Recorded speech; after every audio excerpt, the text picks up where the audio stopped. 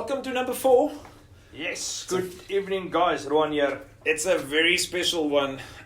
We've got... Finally, yes. Our apologies. We've got 2 very special guests. Please introduce them, Rowan. Yeah, thanks Robs. Guys, yes, like it took us, I think about 6 weeks to finally get here.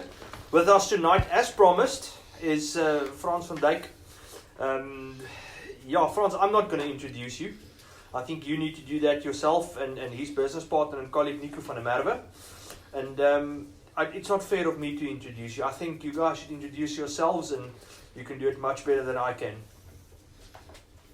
Good evening, it's a great pleasure to be here, to meet you guys, and I'm looking forward doing this again and again and again. Just a little bit about myself. I joined the South African Defence Force as a youngster just after school. I started my career in the Parachute Battalion, spent about 3 years there. Then they started an organization called the Recce, and I decided to join the Recce. So I did a selection, and I qualified at the end of 1974, 75, beginning 75, and then I was transferred to Special Forces, or what we all know as the Recce. I served in that unit for about 25 years, and I retired as a Lieutenant Colonel, Senior Lieutenant Colonel. I was in command of 1 Commando, later on as the second command of 1 Reconnaissance Regiment. And I qualified, I not qualified, I specialized in subjects like high altitude freefall, reconnaissance, close recce reconnaissance, and also in sniping and urban warfare. That is my specialities.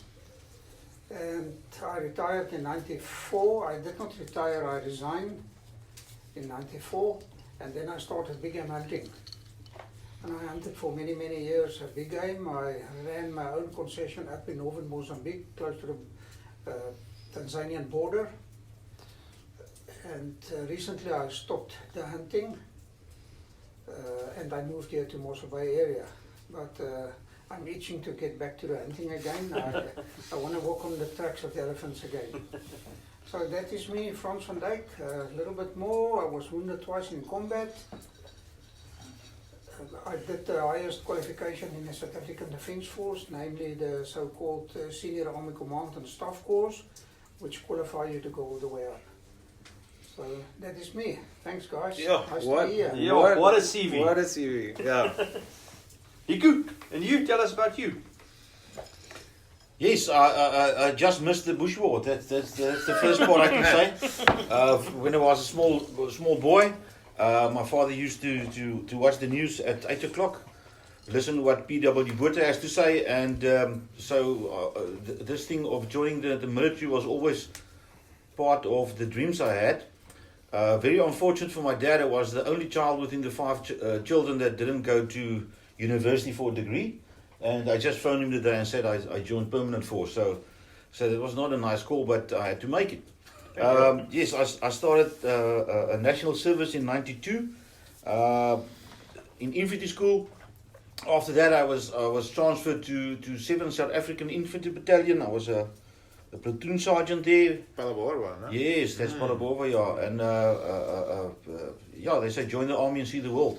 Then I was transferred to Pretoria at the stage where all the services, including all the non-fighting services like personnel and military police, were instructed to get trained in section leading and platoon weapons, so that everybody can be a fighting force within the military field.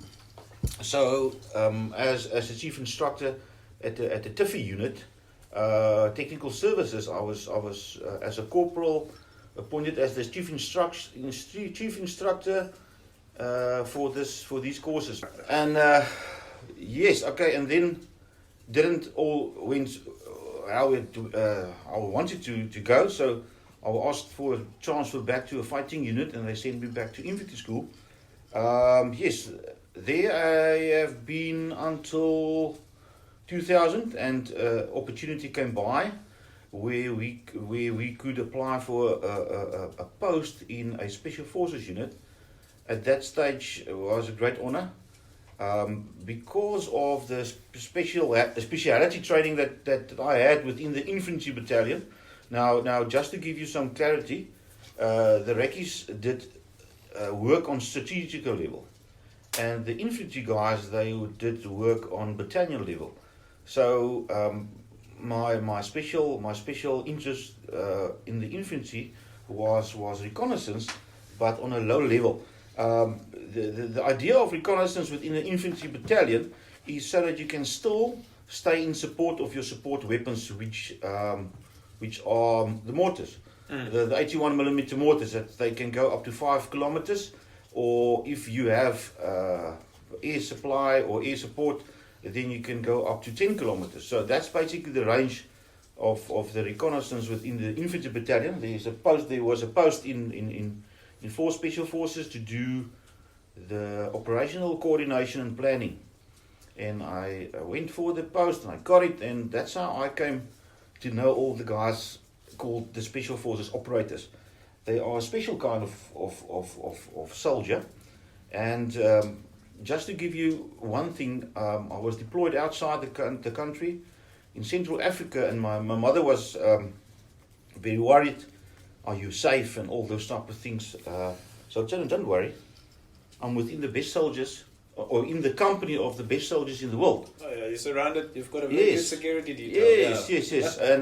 And now, if you really know where these guys come from, and how their mind work, or the setup of the unit, which is not allowed to be discussed, you will understand that there's a reason why nobody knows something about them. They are not the Navy SEALs. They are not the Green Berets, and they are not there to make numbers. They want their numbers to be small, and there's a reason for that. So yes, that's basically my career. And after that, 2003, I retired as a captain, and then I joined a family business in Oudtshoorn. But unfortunately, the military will always stick to your blood. If you wanted to be there 20 years when you were born, and now along the line you're 40 years or 35 years you're out of the army, then you decide at this stage that yes, there's something wrong, and then that's why we started this business, and lucky for us, because we have many similar mindsets. Me and Frans met on a very special way, and that's where we are today. Nico, you said something interesting now in your comment. Take us back. Where the special forces or the Recce's come from. So, Frans, before you ask that question, sorry, I just want to comment on something here that Nico just said. Nick, that is the thing, and I want to tell all the young guys out there. Nico mentioned that he missed the Bush War. Yes, it was a very special time for all of us that was soldiering at that time.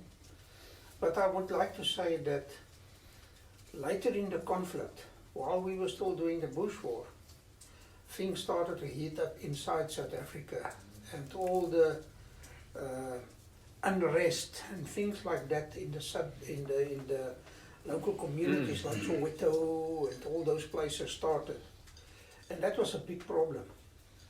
So after the Bush War, there was a second war, if I can call it a war, or a conflict, and that was within our communities. And the young soldiers fought a different kind of a war, more urban kind of a warfare. So they mustn't feel bad, the youngsters, that they did not participate in the Bush War. They fought their own war.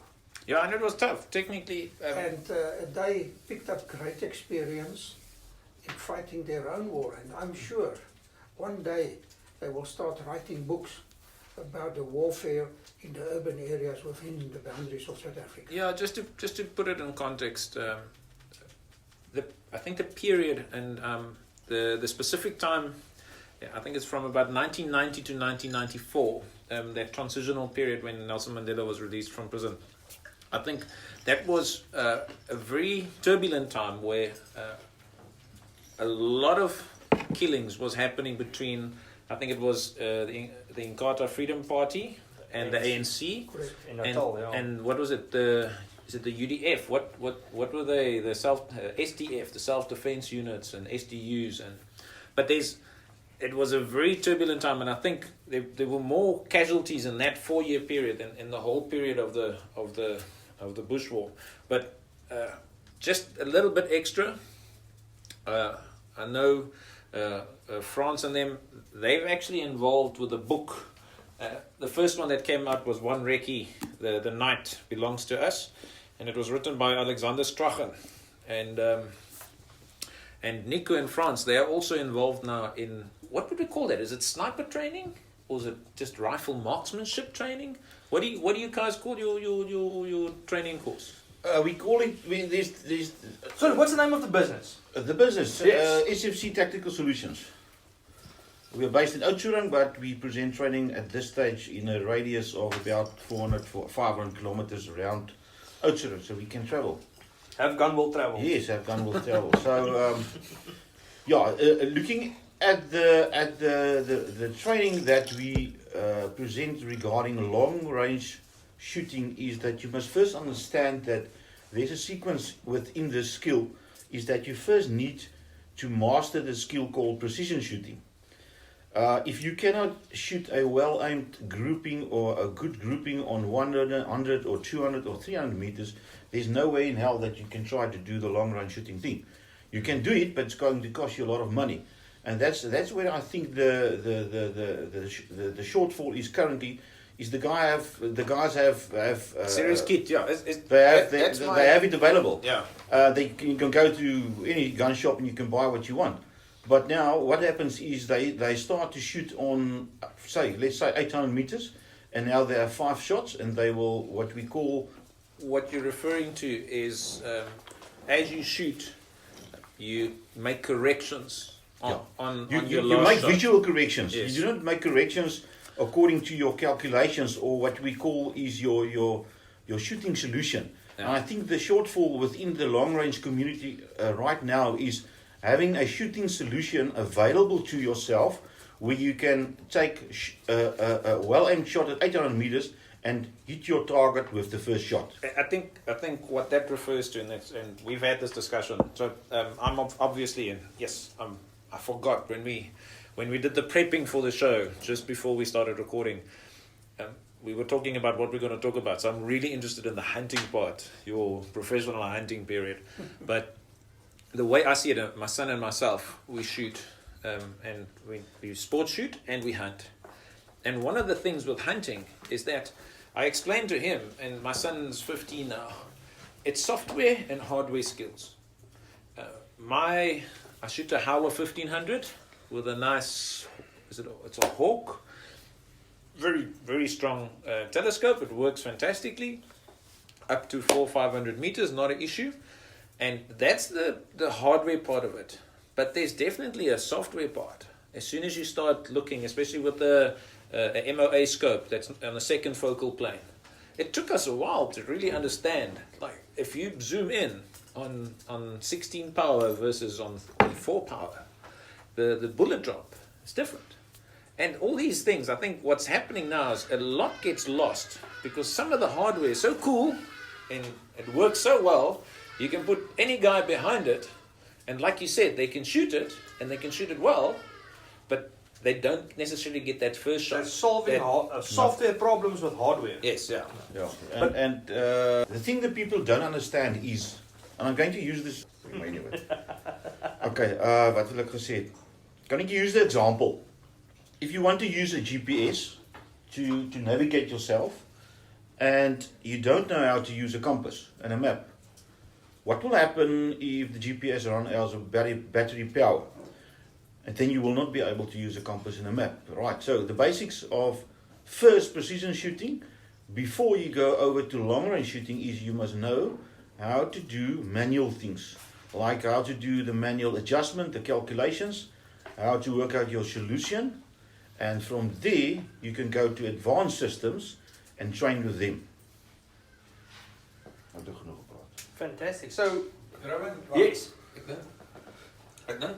Frans, I think let's start right at the very beginning. Selection. Tell us about that. What did you go through? I know selection changed from year to year, and there were always some interesting new stuff that the guys thought out. But take us through your time in selection. What the experiences, things that you learned. How did you prep for it? How did you get your mind right? The physical side. Tell us more about that. Okay. Luckily, I was in parachute battalion at that stage before I went on selection course. Now, obviously, the paratroopers are extremely fit, and I was one of them. So I was fit myself, very fit. So, how old were you when you went into selection? About 20.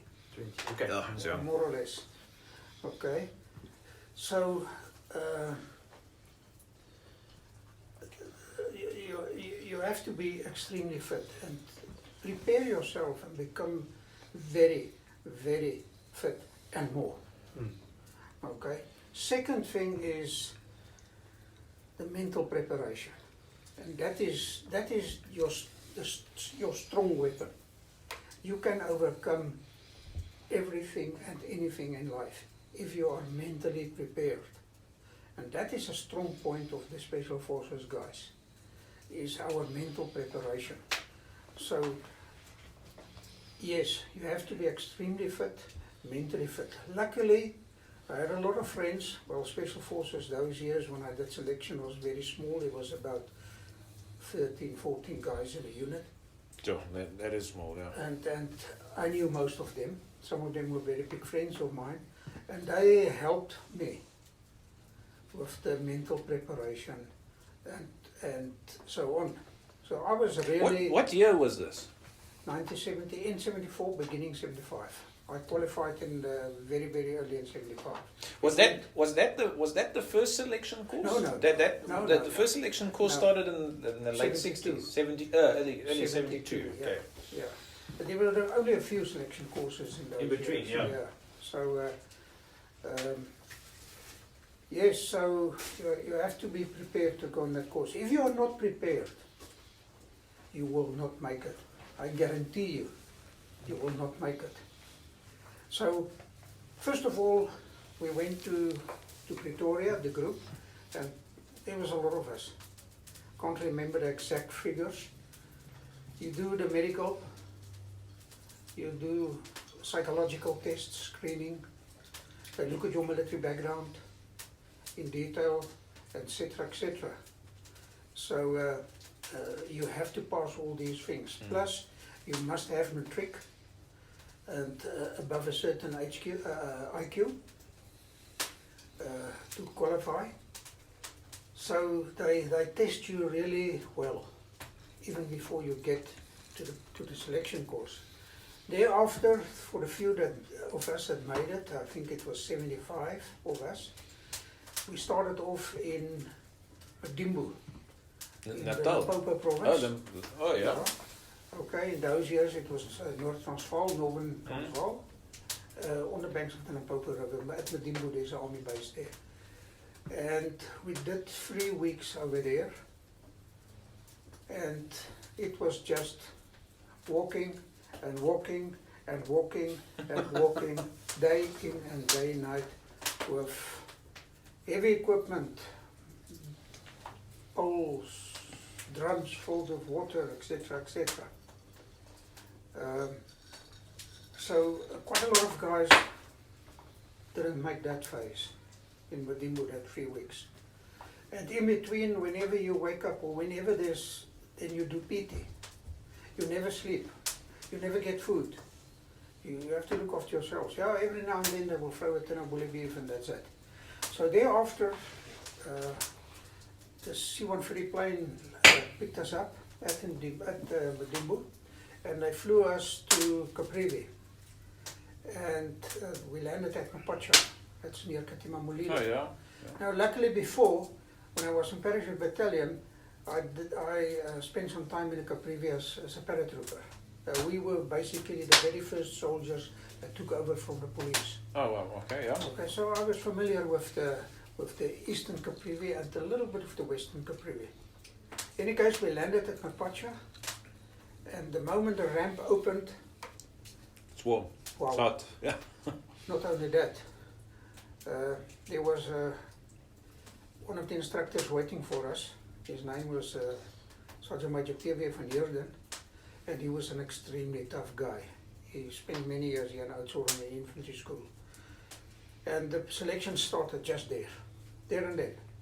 We were so stiff, lying in the aircraft 2 or 3 hours flying from Limbo, that we couldn't move. And I will never forget, a very nice lady of the Air Force Base stood there outside, looking as we were trying to climb out of the aircraft. And the instructors just kicked us around and put weight on our backs and told us to bugger off. Gave us a compass bearing and say, go, you must be at the RV that time and that time. And this lady started crying. And she said to the Sergeant Major, what's wrong with you? Look at these people, they can hardly move. Why are you doing this, etc., etc. He was going bananas. He just moved out of the way, and there we go. Then we spent 6 weeks in the Caprivi, the selection.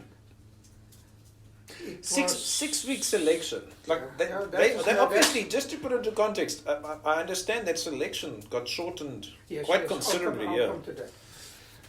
So we spent 6 weeks there, moving up and down basically between the Botswana border, the cut line as we call it, and the Angolan cut line. It's about 30 kilometers, 40 kilometers apart, and it's up and down there. And no water, no food, no nothing. They just increased the weight more, and the marches became longer and longer, day in, day out. So it's extremely physical. And the guys fell off left, right and center. Then one day we arrived at the Kwandu River, the most beautiful river in the world. And the instructor, the same Sergeant Major P.W. van Heerden, waiting there for us, shouting, screaming like Sergeant Majors can do, kicking up dust. And he gave us our next coordinates and say, off you go. And then as we disappeared, he said, stop, just sit there and wait. We waited about 3, 4, 5 hours. And eventually the few guys that was left on course were there. And he said, right, just move around the corner. In the far we can see a big tree. He said, go to the tree and wait for us. We went there, wait. Next minute, a few Land Rovers came in. And on top of one of the Land Rovers was a guy in civilians. I immediately recognized him. It was the commander of Special Forces, Major General Fritz Lutz. I spent time in his office during the recruiting phase because there's personal interviews as well. Oh, yeah. Those years he did the personal interviews. So he stepped off and he said, guys, the course is finished. And just as We said, no. as hard as it was, and you couldn't believe No. him, yeah. 11 of us, there was only 11 of us. And how many started? How many landed in Katima? 75. Frans, He said, there's some beers there, and there was some meat on the roster there, barbecuing. He said, hey, help yourself, guys. We said, no. This is It's a trap. It's a trap. This is a trap. They tell you all the way during the 6 weeks, 9 weeks. They said, you're thirsty, come and have a beer, come and have a cold drink. If you do that, you're off. We said, no, give us the next RV, please. The general said, guys, it's done. You qualified. You're not qualified to Recce yet. You qualified passed to selection, yeah. You passed the selection. We said, no. Eventually, we strike a deal with him. And one of the seniors on our course, a guy with the name of Johan Verster, he was a major then. And we said to him, you negotiate. Yeah. With the general. We don't trust him. We're ready to go. Give us the next RV. If afterwards they say, no, you all failed now, we don't accept it. And there was negotiations going on. Eventually the general convinced us, and so we drink a beer. I think I had one beer and I was poop drunk. Yeah, Because it's, you're not it's, used to it's it. dehydrated, no water. For water, during the whole period, you move from waterhole to waterhole. We quickly learned where is the waterholes. Oh, really? Yeah. And you drink that elephant water. You just scratch it away and you drink it. In the beginning, the stomach was running, but you get used to it. So, from time to time, How much weight did you lose? one of the guys lost. He weighed about 120 kilograms. He's a big guy. And he was 57 kilograms afterwards. Oh. Yeah. I think we note that in one of the books. Yeah, maybe I just want to say maybe you and I need to do a selection course, just a little bit, not 6 weeks, just maybe 2 about weeks. food. Time to time, they just go past and they throw out the bully beef. Sure. Yes, then there's about 4 or 5 of you in the team at that moment. Dive on top of it, we have to share it. We open it, then you smell it. You just smell Full it. of diesel. Oh, they buggered They it, make yeah. a small hole, they inject diesel, they patch the hole up again. And didn't some of the guys eat that? Yeah, and they got sick, but now we got clever, we think. you like the diesel. We burn the diesel out, but still that substance is in the diesel. Yeah. So you get the running stomach. And Yeah, that that's was right. the food. So that's the old selection courses. Now you want to ask me something, then I can tell you very quickly about the new, latest courses. When I left the army. I'm not Before talking you about do right that, now. Yeah. Nico's giving me a nudge here from my side. He said we must ask you your badge number. Yeah, so The operator's badge number. Yes. 13. My friend. it's a good number. That's a low number. It's also my lucky number. It's a lucky number. It's a good number. Sorry, I Selection interrupted you. courses changed as we went along during the years. And I think it was to the good. Hmm. It's still extremely tough, although very short. It's based on an Israeli model. Yeah, I've read some of the US, like the Green Beret selection. I think what happened to them is they actually ended up disqualifying so many guys from the physical, Yeah. where they could work on the physical later, but it was more about the psychological. Like, do the selection on the psychological part. You can work him up, you can train him and get him fit and strong and all that, but the psychological part was more of the issue than the actual Precisely. physical. You're Yeah. 100% right. And that is the Israeli way, and we adapted that way. So the courses became shorter. In the beginning, it wasn't, those years it was 3 weeks, and then it became 2 weeks. And I think the latest now, I'm not sure, I'm not sure, but I think it is about 5 or 6 days now. Yeah, I know. If I'm not mistaken, But they focus a lot on the psychological part. yeah, if I'm not mistaken, like the Takmach Owens, the fastbait part Yeah. is 4 days. So there's 2 or 3 days prepping, and then it's 4 days hard for the fastbait. But I And then it's done. must say, before you can come on selection course, even this new courses, now the short ones, you have to pass a fitness test. Mm. And if you don't pass that, you will not allowed to come on selection. Not even try, yeah. So the other thing is, after the selection, with the training that is now taking place in Special Forces, that's about a year plus after selection. So To you qualify do as a- selection, that qualify you to go on the training, Special Forces training. And So then you start your training, and during this training, Hmm? there's time to build up the physical part of it. Okay, yeah. And Yeah. Frans, for the listeners, so you've done, so you do pre-selection, you do selection, then you do pass selection, you do the training. When do you get your operator's badge? At the end of the training. At the end of the training. So From start At the unit, or at the training unit, or at the actual physical unit in where my you time- do service? remember, right in the beginning, there was no operator's badges. The operator's badges only came in at 1985, Oh, okay. and one Recce started that. It was a request from the operators. Because the paratroopers, they've got wings. Yeah. Okay, we also wear wings. The divers, they've got diving badges. And Yeah. the Recce's, over and above the wings, we've got nothing. So the Yeah. youngsters said to us, they want badges, which was a good idea. And that's the compass rose, right? That's that's the dagger. That's the roll dagger, yeah. Frans, I want to take one quick step back. You said when you go into selection, there's the physical training component that you need to prep yourself for, and the mental aspect. How do you mentally prepare yourself? What if I can dumb it down? What do you physically actually do to prepare yourself mentally? Okay, in my case, I can only speak for myself. Yeah. I think every man is different. In my case, so many of my friends was there already in that small unit. Oh, so you had lots of mentors, yeah. Yes, and I want to be one of them because I knew at that stage this is going to become the best unit in the South African Army. So mentally, I want to be part of the most elite unit in this man's army. And I started preparing myself mentally, saying, I must do it. I will not fail. I will do it. I will get tired. I'm going to get hungry. I'm going to get cold. I'm going to get hot. I'm going to walk with the mambas But and it's the fun, lions. yeah. That's fastbait, boyke. It is just switch off and go forward. That's all you do. Don't ask questions. Just go. Because I knew physically they cannot break me because I was extremely tough, fit. So for me it was, I wanted to be there. I want to become part of the best unit in the South African Army.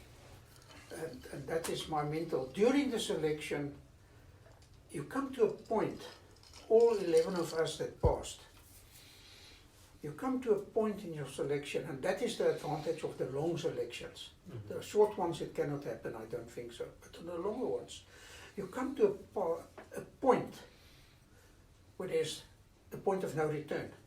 Yeah, it doesn't matter, just carry on. They cannot break you anymore. Mm-hmm. They can do whatever they want. They can throw any trick in the book at you. And I know, I've been an instructor, I presented selection courses myself. You can throw any trick in a book at them. Mentally, you cannot break They're them. over it, yeah. They over it. understand that, yeah, there's... And you just carry on. You don't even think anymore. What happened with me and many of the guys, you get like a song in your mind. Oh, really? And as you walk, you hear this, for me it was beautiful noise of Neil Diamond. Wherever I go in that bush, Neil Diamond was singing in my head. What a beautiful noise. And eventually you walk even...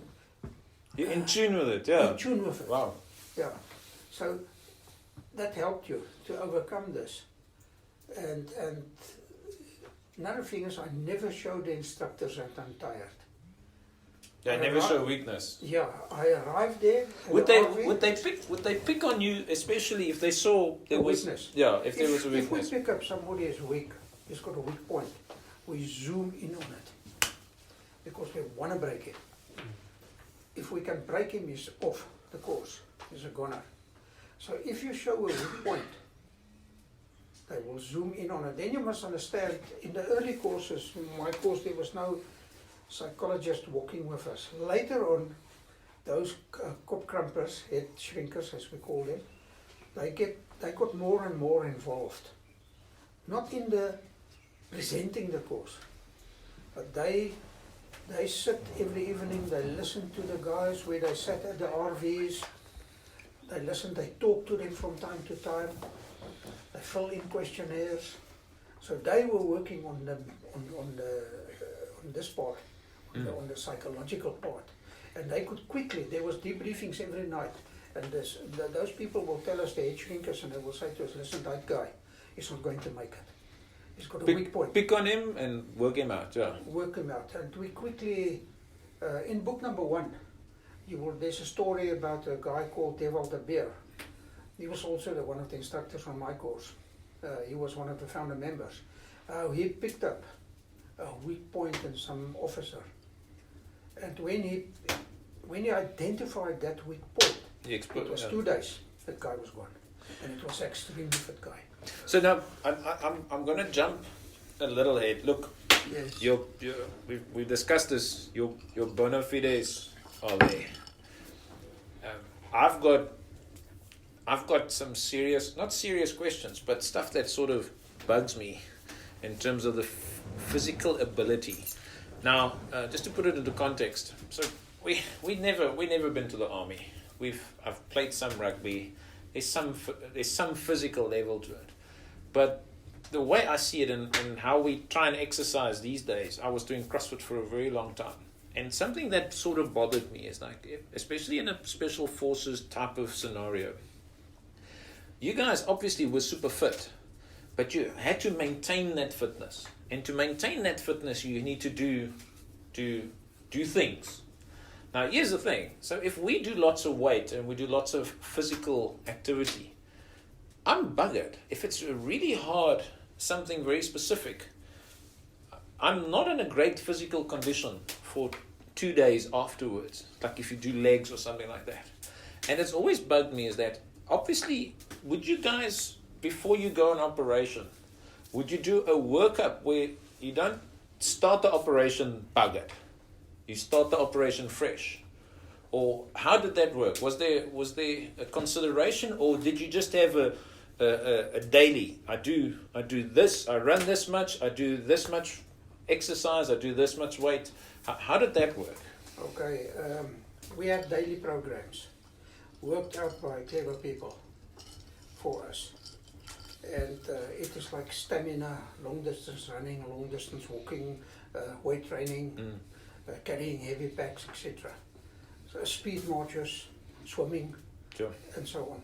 So we had a program, and we strictly followed that program to the letter. So in our unit, in 1 Reconnaissance Commando, later on it became 1 Reconnaissance Regiment, every morning after parade, the operators, we put on PT dress, from the commander right down to the lowest rank. And there we go, and we do the PT according to the program. That's normally 2 hours. Sure. Okay, so Okay. just before 10 we stop. That's every day of the week. Every single day. It's PT and it's half PT. It's tough PT. Sundays included? No, not Saturdays, not Sundays. Not Saturdays and Sundays, okay. Then, after the break at 10 o'clock, we all know the army, they drink a little bit of tea at 10 o'clock, 10 to 10, 10 after 10. Then we start with the training. Now the training, it's sometimes more hard than the physical training of that morning. Really? For example, urban warfare. Say we do urban today. For that whole day you run around in a flak jacket, that's a bulletproof vest, with your battle dress, guns, pistols, climbing layers, stairs, ropes. Oh, helmets, and then you're climbing into buildings, over We're climbing, buildings. we're And doing obstacle training. We had an obstacle course there, which we call it on one Recce. There was down at the sea, the old whaling station, which was an extremely good place for urban training, a big place. We had an obstacle course there that from beginning to end takes about 6 hours. It's 6 hour up to... And that's Really? going. And you know in Durban, It's the humid? humidity, Yeah. the temperatures is high. So, So, I'm just going to say a so you had research. your PT in the morning. But then you got buggered up harder. Then Yeah. you get buggered up harder. Then comes lunchtime. The guys were so fit. Then we challenged each What time was other. lunchtime? 1 o'clock, 1 1, o'clock to 2 o'clock. 1:30, yeah. It's about an hour. Oh, wow, yeah. Yeah. Then we guys challenging each other. Squash. Then they're going to play squash. Some guys is in a swimming pool. Swimming. Now there's always this competition thing. Guys, Oh, let's it's go and measuring, swim. yeah. So- and we've always said it, like if you, it's like Rowan actually started rowing now, Yeah. and us at the shooting club, we take the piss out of each other, and it's competitive. Type A personalities, everybody's sort of similar, and he says no, the rowing club similar, and It's like, just a sport that it's just changes. a sport that So changes. after, yes, I'm glad you mentioned rowing. So after lunch, the program might be sea work, seaborne type work. Then we in the clippers, what we call it's a folding kayak. So just Then we go to the beach, we launch, and row out 30-40 kilometers. That's nothing. so guys, I just want to Come back. So the whole day. no is man. Physical. No, that's. I just want to explain to the listeners. If you've never been in a canoe or a surf ski, it's riding a bike is easier. It's hard. If you haven't tried it, go and try it. To do 30 or 40 Ks, like I know one of the first operations into Mozambique, they Tanzania. yeah, it was in Tanzania. You guys did a 20 or 30k row into the harbour. Yeah. 20, 30k. It's in long sea, and it's far. And it's sea. Yeah. No, it's rough. Anyway, so like, and that was then afternoon, and then when did it stop? Then we stopped about 4:30 in the afternoons, but we had compulsory night training, two days a week. So Tuesday nights normally and Thursday nights was night training. So we stop at 4:30, guys take a rest, and then at about 6 o'clock we start night training. And that lasted up to about 1 o'clock, 2 o'clock in the morning, 2 times a week. And that's also, once again, physical. It might be night urban work, Yeah. or it might be night Rowing in the ocean, yeah. or whatever. No, so you guys, like, It's physical. The question for me is like my son and I, we're tackling something now in terms of our physical fitness. And I explained to him, it's that I don't think we understand what volume and what intensity we actually can do before like getting injured or before we're doing ourselves damage and harm. Yeah. So now, in that question, how old are you now? I'm now 67. Physically, how do you feel? Now, Yeah. I'm still extremely strong. And so that volume of work and that intensity of work, obviously you must have had some injuries. Like I know Tapio from Finland. His knees are a bit buggered, but it's because he says he was stupid with heavy packs jumping off of high places. So, but that's injury related. It's not from overuse. And that's the big thing for me is like if you guys could go through that volume and intensity of work, and it wasn't for 10 years, it wasn't for 5 years, it was for 25 years. Yeah. How do you prevent injury at that pace? When you become, first of all, warm-up exercises is extremely important. So if you warm up properly, and then because you are so fit, injuries are less. Mm. And another very big advantage of fitness, over and above that you have to be fit to go on certain operations, deep behind lines, is when you get wounded, the fit guy will pull through. Oh yeah. The unfit guy will not make it. And we had So there was an added benefit. Not, and you're saying fit guy. I'm thinking you need to refer it as super fit guy. Not just fit. making it. You need to be like Super fit. yeah. But Frans, we were talking. Alright, so in the morning you're doing PT, you're doing a thing. So okay, so then training starts, Yeah. and obviously the training spectrum is massive. I mean, it's small arms and all that kind of stuff. But you mentioned things like you're doing rope work, you're doing the paddling. At that time, when it was kind of the forming years of one Recce, and all of a sudden you had these new problems and new kits and new things problems that you needed to solve.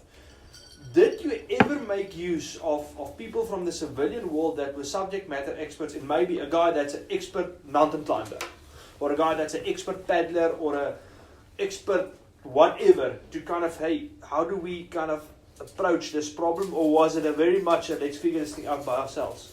No, very good question. I would like to answer it. We did use the brains outside. Mm. For example, in the demolition training, working with explosives, when it comes to working out, you have to go and blow up a bridge. Mm. Or you're going to read certain demolition tasks that we did you're going to read about it in the second book that's coming out. Or a very big bridge. How to calculate the charges that is needed to drop the bridge, and exactly where to put that explosives takes a little bit of brains. That's very scientific. So we had a guy. We used a guy with the name of Dr. Vernon Joint. Was he at the was CSSR? not a medical doctor, he's PhD doctor in doctor, science or whatever, in engineering or whatever. And he is one of the most advanced, acknowledged demolition experts throughout the world. And Dr. Joint was based in Pretoria. And he was actually the one, him and his team, that built or that came up with the idea of the armored vehicles with the V-shape Oh, really? anti-mine protection. Oh, yeah. It was his brainchild, him and his team. So we used Dr. Joint, a very nice guy, very intelligent guy. He was obviously top secret clear, so he did not talk out, but he was many times in our unit helping us with preparations for demolitions. Otherwise, us stupid recce's will typically carry as much explosives overkill, as possible. yeah. Overkill. But he will come up with an idea and say, no guys, we can halve that amount of it. Oh, and you do just just put don't, it here, put it there. don't put blow it up there. all this, just blow up that corner and everything else will break. Then, Yeah. that was one aspect. Then we had, in the beginning of the parachute years, the captain of then, the Springbok freefall team, 10-way team, was a guy with the name of Richard Charter, Springbok skydiver, and he came over and he sort of guided us in freefall. Then various other people that got involved helping us, like for example in pistol shooting, it's more in your Our game, yeah. your game. There was a guy named Jimmy van Sorgenfrey. Now, if you go back in history and look up the world champions in pistol shooting, he won the world championships in America one year, I think it was in the early 80s, mid 80s. And Jimmy was a big friend of all of us. And so we approached him. He was cleared. And so Jimmy came around and taught us pistol shooting. Just as a side, how much actual range time did you guys shoot every day? Every day. Every day. Every day, every day, every day, and more, every night. Well, 2 times a week. Yes. Would you say, if you take the range time, and we would be correct in assuming that the majority of that range time was rifle based? Rifle and pistol. Rifle and pistol. Yeah, Oh, okay. I would say more rifle, obviously. Yeah. Of course, we are fighting, and you don't fight with a pistol. Pistol is just a secondary weapon. Okay, so yeah, more rifle, but we always had pistols on us, especially during urban combat. Oh yeah. Okay, so urban exercise that lasted about, say, from after lunch until about 6 o'clock tonight. That whole afternoon, we fired thousands of rounds, doing room clearing over and over and over. Urban warfare is an extremely fast warfare, and it's a very difficult warfare. It's a warfare for clever people. You have Frans, to be wide awake. I'm going to interrupt you just now. You're welcome. There's a very specific reason why I'm interrupting. I see Grobby smiling because he knows what I'm going to ask next. We discussed this at length in our I think it was our second episode? Third episode, second episode. So in the firearms training community now, and I see Nico also kind of knows what I'm going to ask next, we see there's all of a sudden this new phenomenon of guys teaching quick and nasty hostage rescue, 1 day, 200 rounds courses. Clear a room, yeah. Clear a room with your buddies with 150 rounds. What's your opinion on it? Your facial expression says what your opinion is, but I would like you to tell the listeners what you think of these kind of You courses. must remember one thing. Yeah, In the military, we work in, I'm talking about special forces. yeah, Also the rest of the military, but we are not defensive, offensive. So we attack buildings in special forces. The enemy, officers, blocks, whatever. So you work in teams. And a typical house clearing team is 4 men. Depends on the size of the target, obviously. Yeah? Sometimes it can be 3, but nevertheless. So this 3-man team or 4-man team, the entry team, the backup team, etc., the snipers that we deploy outside as cut-off groups and so on, they practice and practice to go in on an operation to clear a house, say say a 6-bedroom house, which the enemy uses as an office. We will practice clearing that house for weeks and weeks and weeks. You cannot do that in one day. You cannot do that in half a day, not even one room. Yes.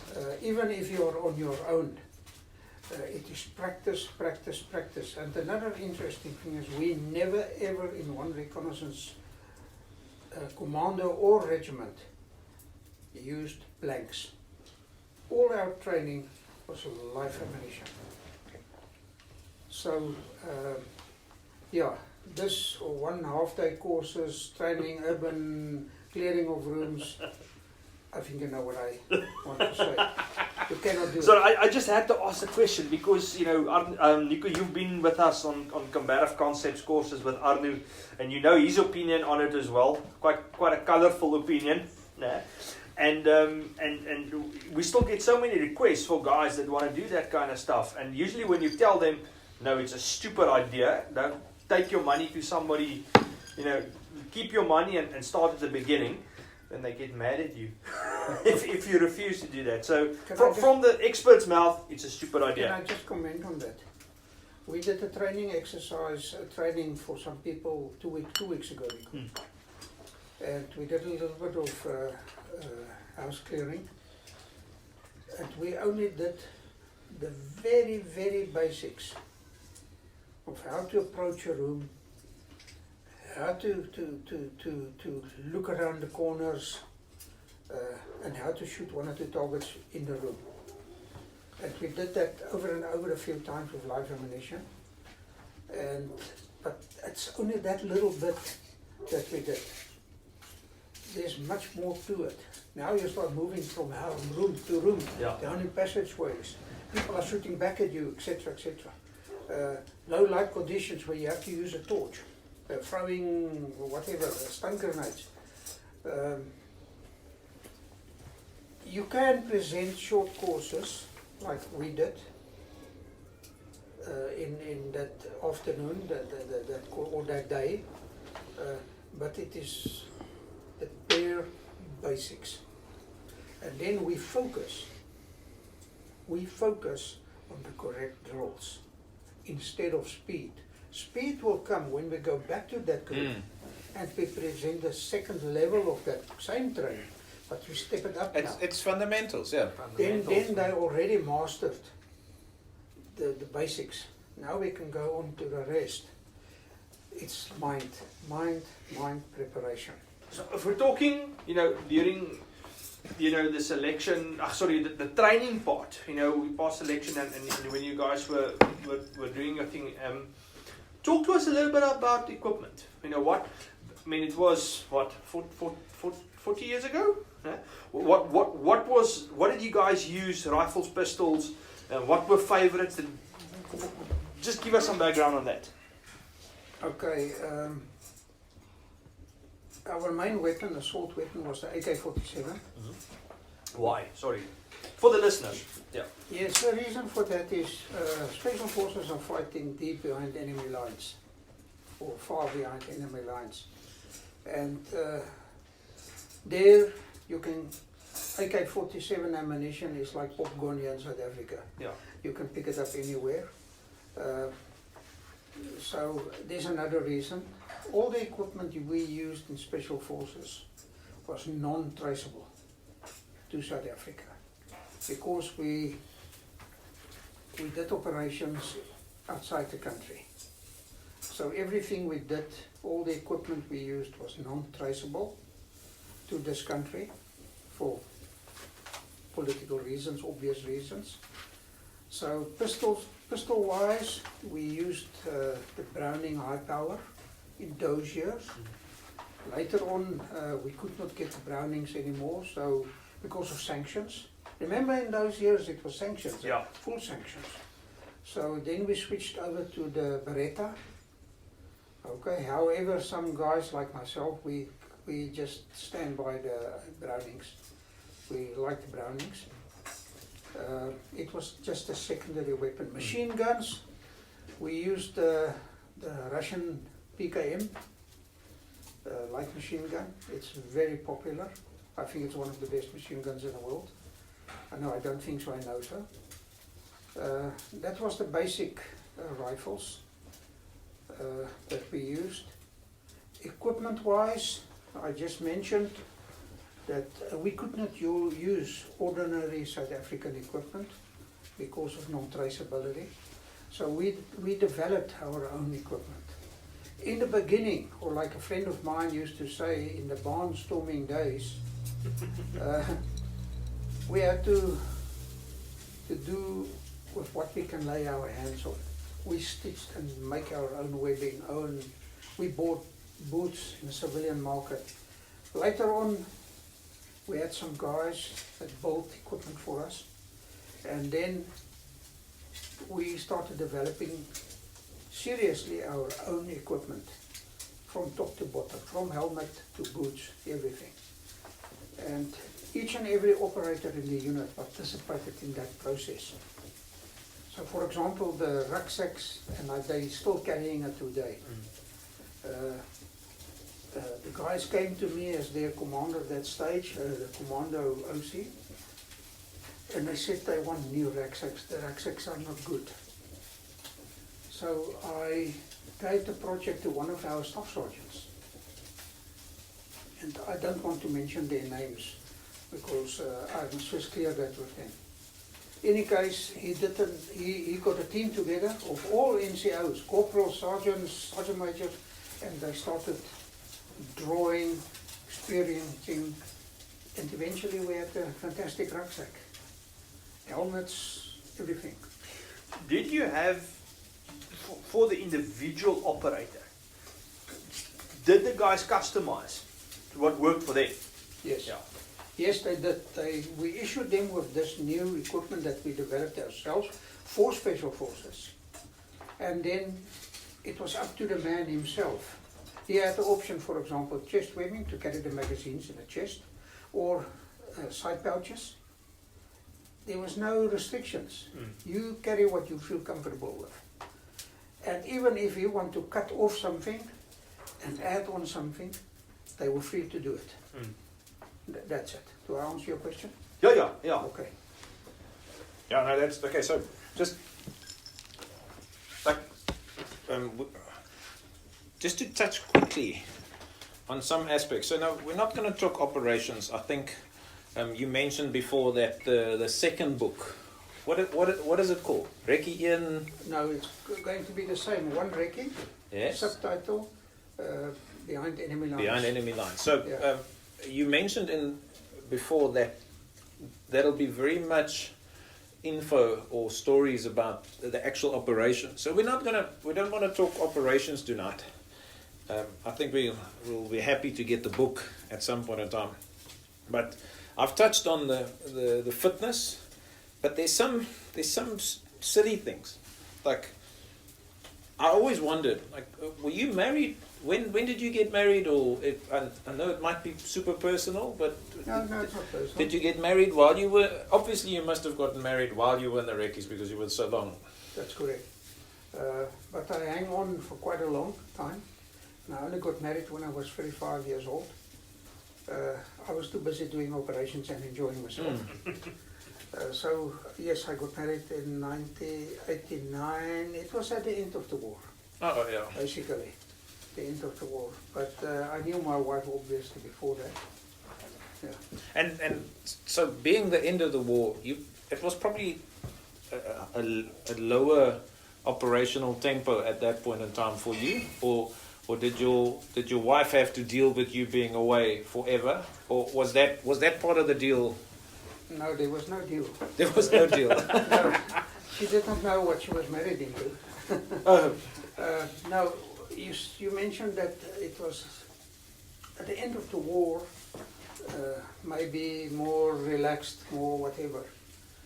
For us in Special Forces, there was no relaxation. We kept on fighting until the last day. So we were extremely busy. Operationally, all the time. Yeah. Operationally. And obviously, And obviously deep the training. But operationally deep into the 90s. We were still doing certain work undercover. Okay. It basically came to an end in 1994. Oh wow! So you guys were right up to the end of it, We yeah. were busy, yeah. So my wife, she had a part of the operational part of it. Mhm. Yes. Yeah, that's always, it's like the I've started reading Hemingway, Yeah, yeah. and there's always this romantic thing about adventures, but then myself having a family and kids and everything, and I'm like thinking, yes, it must have been hard on them, but I think you had a slight benefit because you only got married later in your career, and she probably didn't have to endure a super long time of your, let's call it your adventures at the time. And that's always been interesting, like a sort of a question in the back of my mind. Would she, knowing what she knows now, married you if she knew you were away so much? Yes, I think so. No, I don't think so, I know so. They knew right from the beginning It's going to be what hard. they were in for. It was very hard on them. It was very hard on the children. Okay? But we had a structure in the unit. Looking after the woman, and the officer commanding of the regiment, which was a colonel, him and his wife played a very big role. Oh, supporting role to it, yeah. Supporting role, yeah. And we had ladies in the unit, psychologists, that played a big role. And so the ladies was well looked after. Yes, It must have been tough, The man yeah. is away. Yeah, it's tough, yeah. And for some times, like for example, I was once away for 1 year, Yeah. non-stop, never came back home. And because of secrecy in special forces, nobody knows where you're going. Not even your buddy that's not part of your team. He does not know where you go. You don't know It's where seriously, he's yeah, going. it's compartmentalized, yeah. Yeah. So it's we call it operational security. Would there be instances where you are away for an extended period of time and the commanding officer and they would just tell the women they are safe? Yes. That's they are safe. That's okay. And that's the Yes, we were very lucky in our unit. We had a very good officer commanding, colonel, and a very well-known guy. I'm not going to mention his name. You'll read about him in the second book. And what he did from time to time, he will just phone all the ladies. His secretary will phone all the women that is away, and he will just ask them on, say for example, Friday afternoon, can you all gather and come around, we've got a meeting.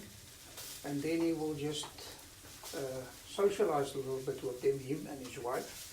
And then he will just give them feedback and say, okay, the men are okay, they're doing well, no problem there. And they know you are doing well, yeah, that's it. That's it. Yeah, that's it. Yeah, that's always been like, again, it's like the romantic element, or it's like adventure. But if you have a family and kids, I've always thought that it changes the dynamic a bit.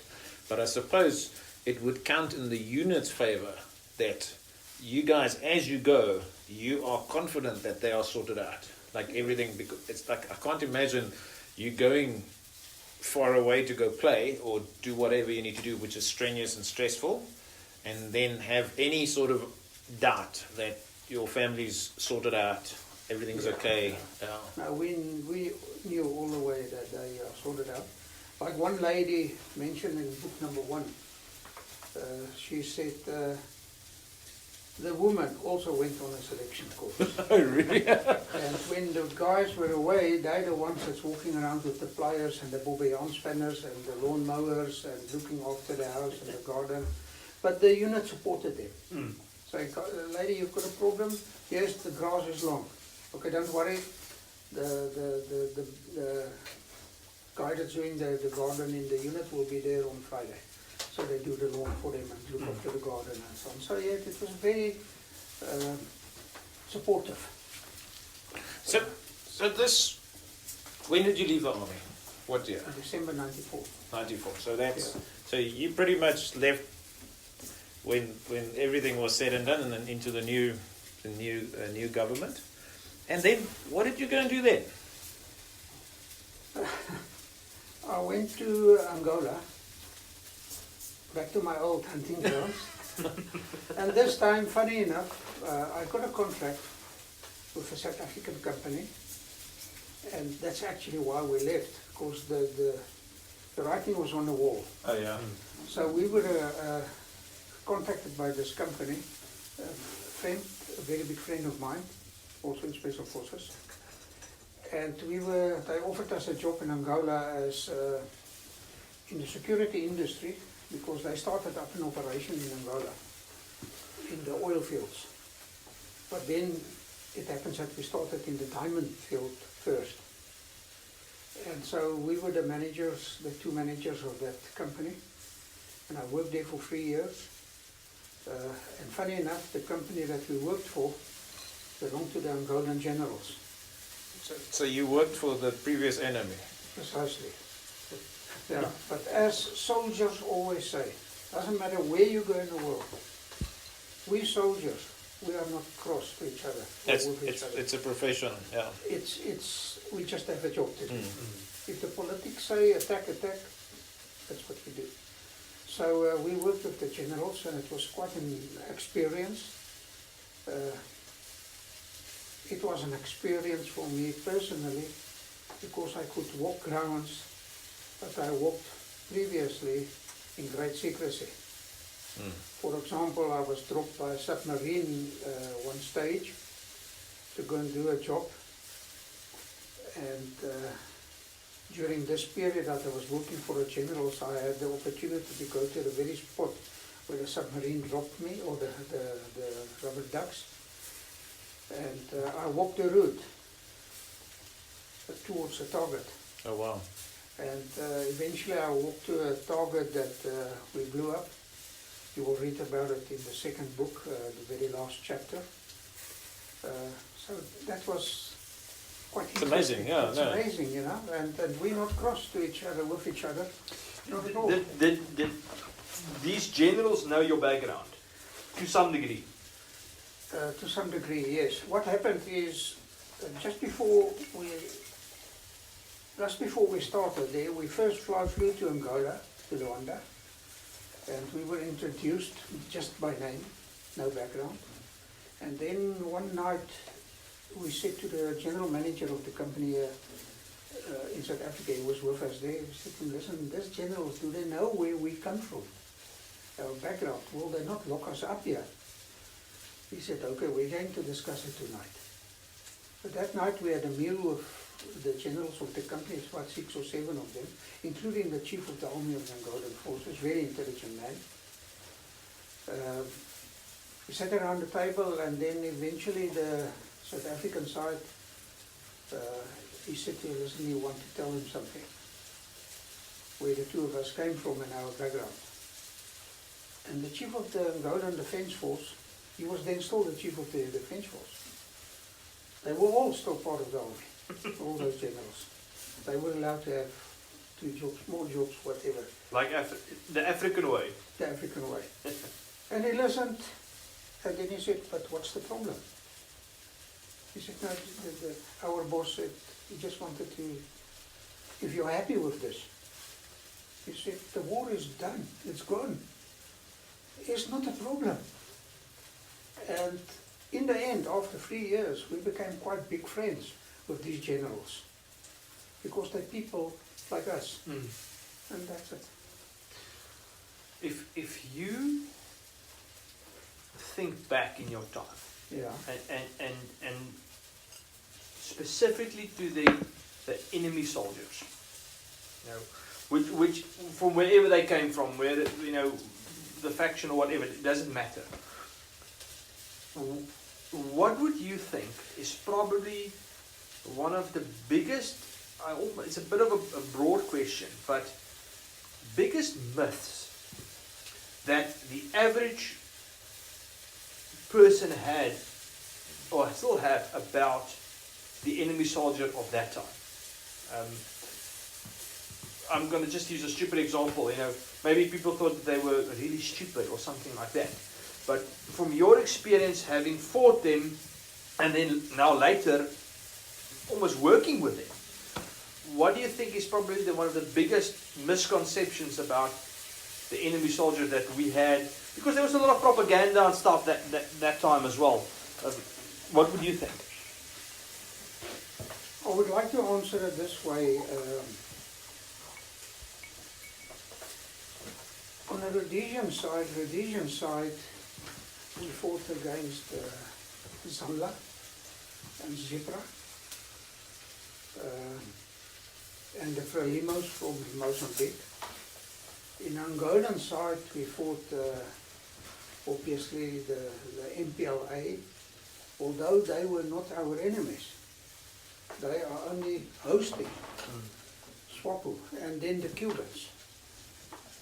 So I was lucky that I fought against all of them, not only me, all my friends. I would say, I'll come back to the Cubans now. SWAPO was well trained, well disciplined, tough as a nail, and very aggressive. The military side of SWAPO plan, well trained, well disciplined, ill equipped, but as tough as nails. And I've got big respect for SWAPO. I fought against SWAPO many times, many years. And it's not unheard of if a team reports back that SWAPO counterattack in a contact. They do a counterattack, and it's very few organizations of that kind that could do that in our theatre war. So I've got great respect for SWAPO, I think, and I met their leaders after the war. Some of their very senior leaders, and great people, good people. Once again, no bad feelings. No bad feelings. As a matter of fact, I worked for some of them after the war, and with them. On the Rhodesian side, Zebra Zambla, not so well trained, not to the same standard than SWAPO. I would rate SWAPO amongst these organizations as the best trained and the best organized, and the other two was never as aggressive as SWAPO. Would you say that's the influence of the Russians? It's difficult to say that. I think it's to do with their training. Perhaps Russians should have the Russian training. Yeah, I think there might be so many. There's so many factors to that. So It's many like, factors. One will have to do a study into that, but they were great opposition.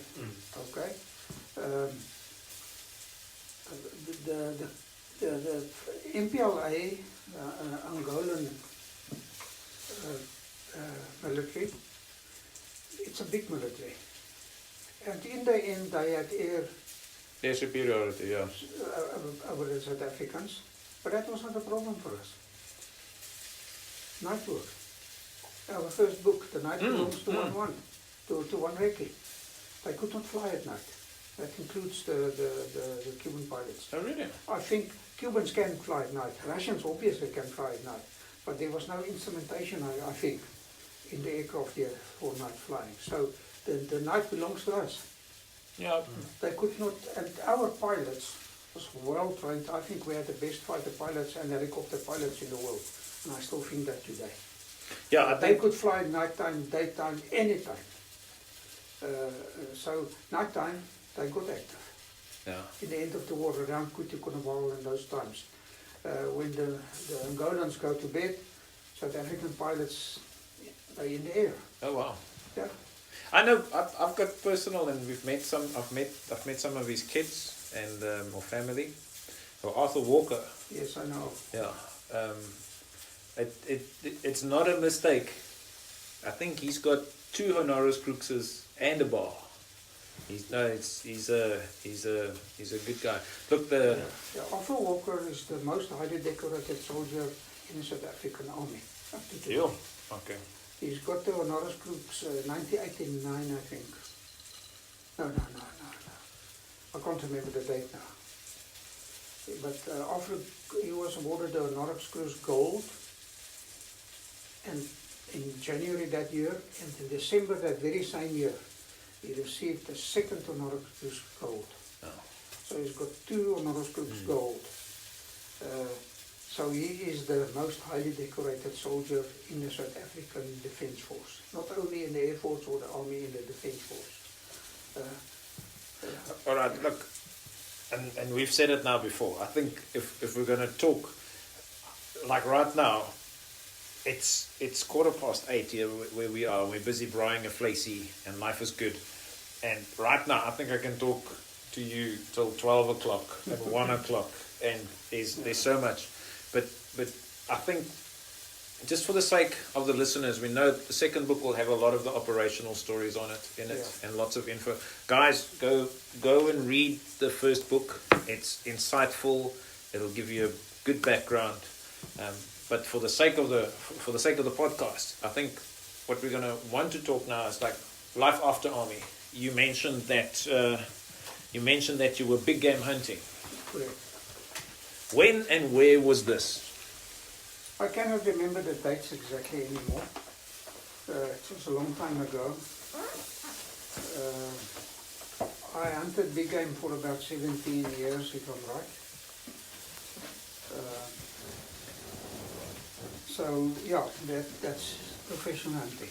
But where? And you said Zimbabwe? Yes, I never liked hunting in South Africa. Look, we've got some fantastic game. Fantastic game farms. The industry is well organized in South Africa in terms of not only the organization on the game farms, the exportation of trophies, etc. Fantastic. The system is working. But for the experience. But for me, as a person, I never liked hunting in South Africa because of the fences. Oh, okay, yeah. So I obtained my own concession. It took me a few years in northern Mozambique, where I ran a concession. I was the concession owner. Land obviously belongs to the government, Yeah. but they give you a... So I ran a concession there of about 1.4 million hectares. Wow. No fences, no nothing. I built each and every inch of road, all the bridges, and there's hundreds and hundreds of streams and rivers. And so it was an amazing experience at Nangola. I did a lot of hunting in Zimbabwe. Obviously, I'm not a qualified professional hunter in Zimbabwe or the old Rhodesia. So you're not allowed to take out clients on your own. But I've got some friends in Zimbabwe, professional hunters, and we buddied up and we hunted together with clients over there, especially good leopards, buffalo, elephants not so big, the weight of the tusks. But Good Frans, hunting in Zimbabwe? if I need to stop you because I'm going to ask, this will bother me if I don't ask you this. In 20 odd years of professional big game hunting, once or twice you must have seen something that made your hair prickle at the back of your neck where you're thinking afterwards, yo, that was close. Tell us one story. Black mamba. Not a lion or an elephant.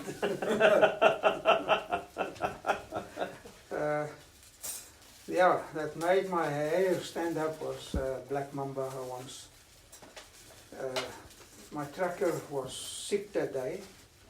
In any case, we went hunting. And I said to him, stay at home. I will go out alone. And I was in front.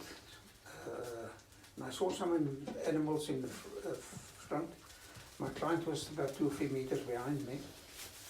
And we went down below some trees, not very big trees, like Mupane. And I stopped and I saw something around the base of this little tree. And I saw the tail of the snake. And I slowly looked up. Right here in front of me, about 15 inches, was the head of a black mamba facing me.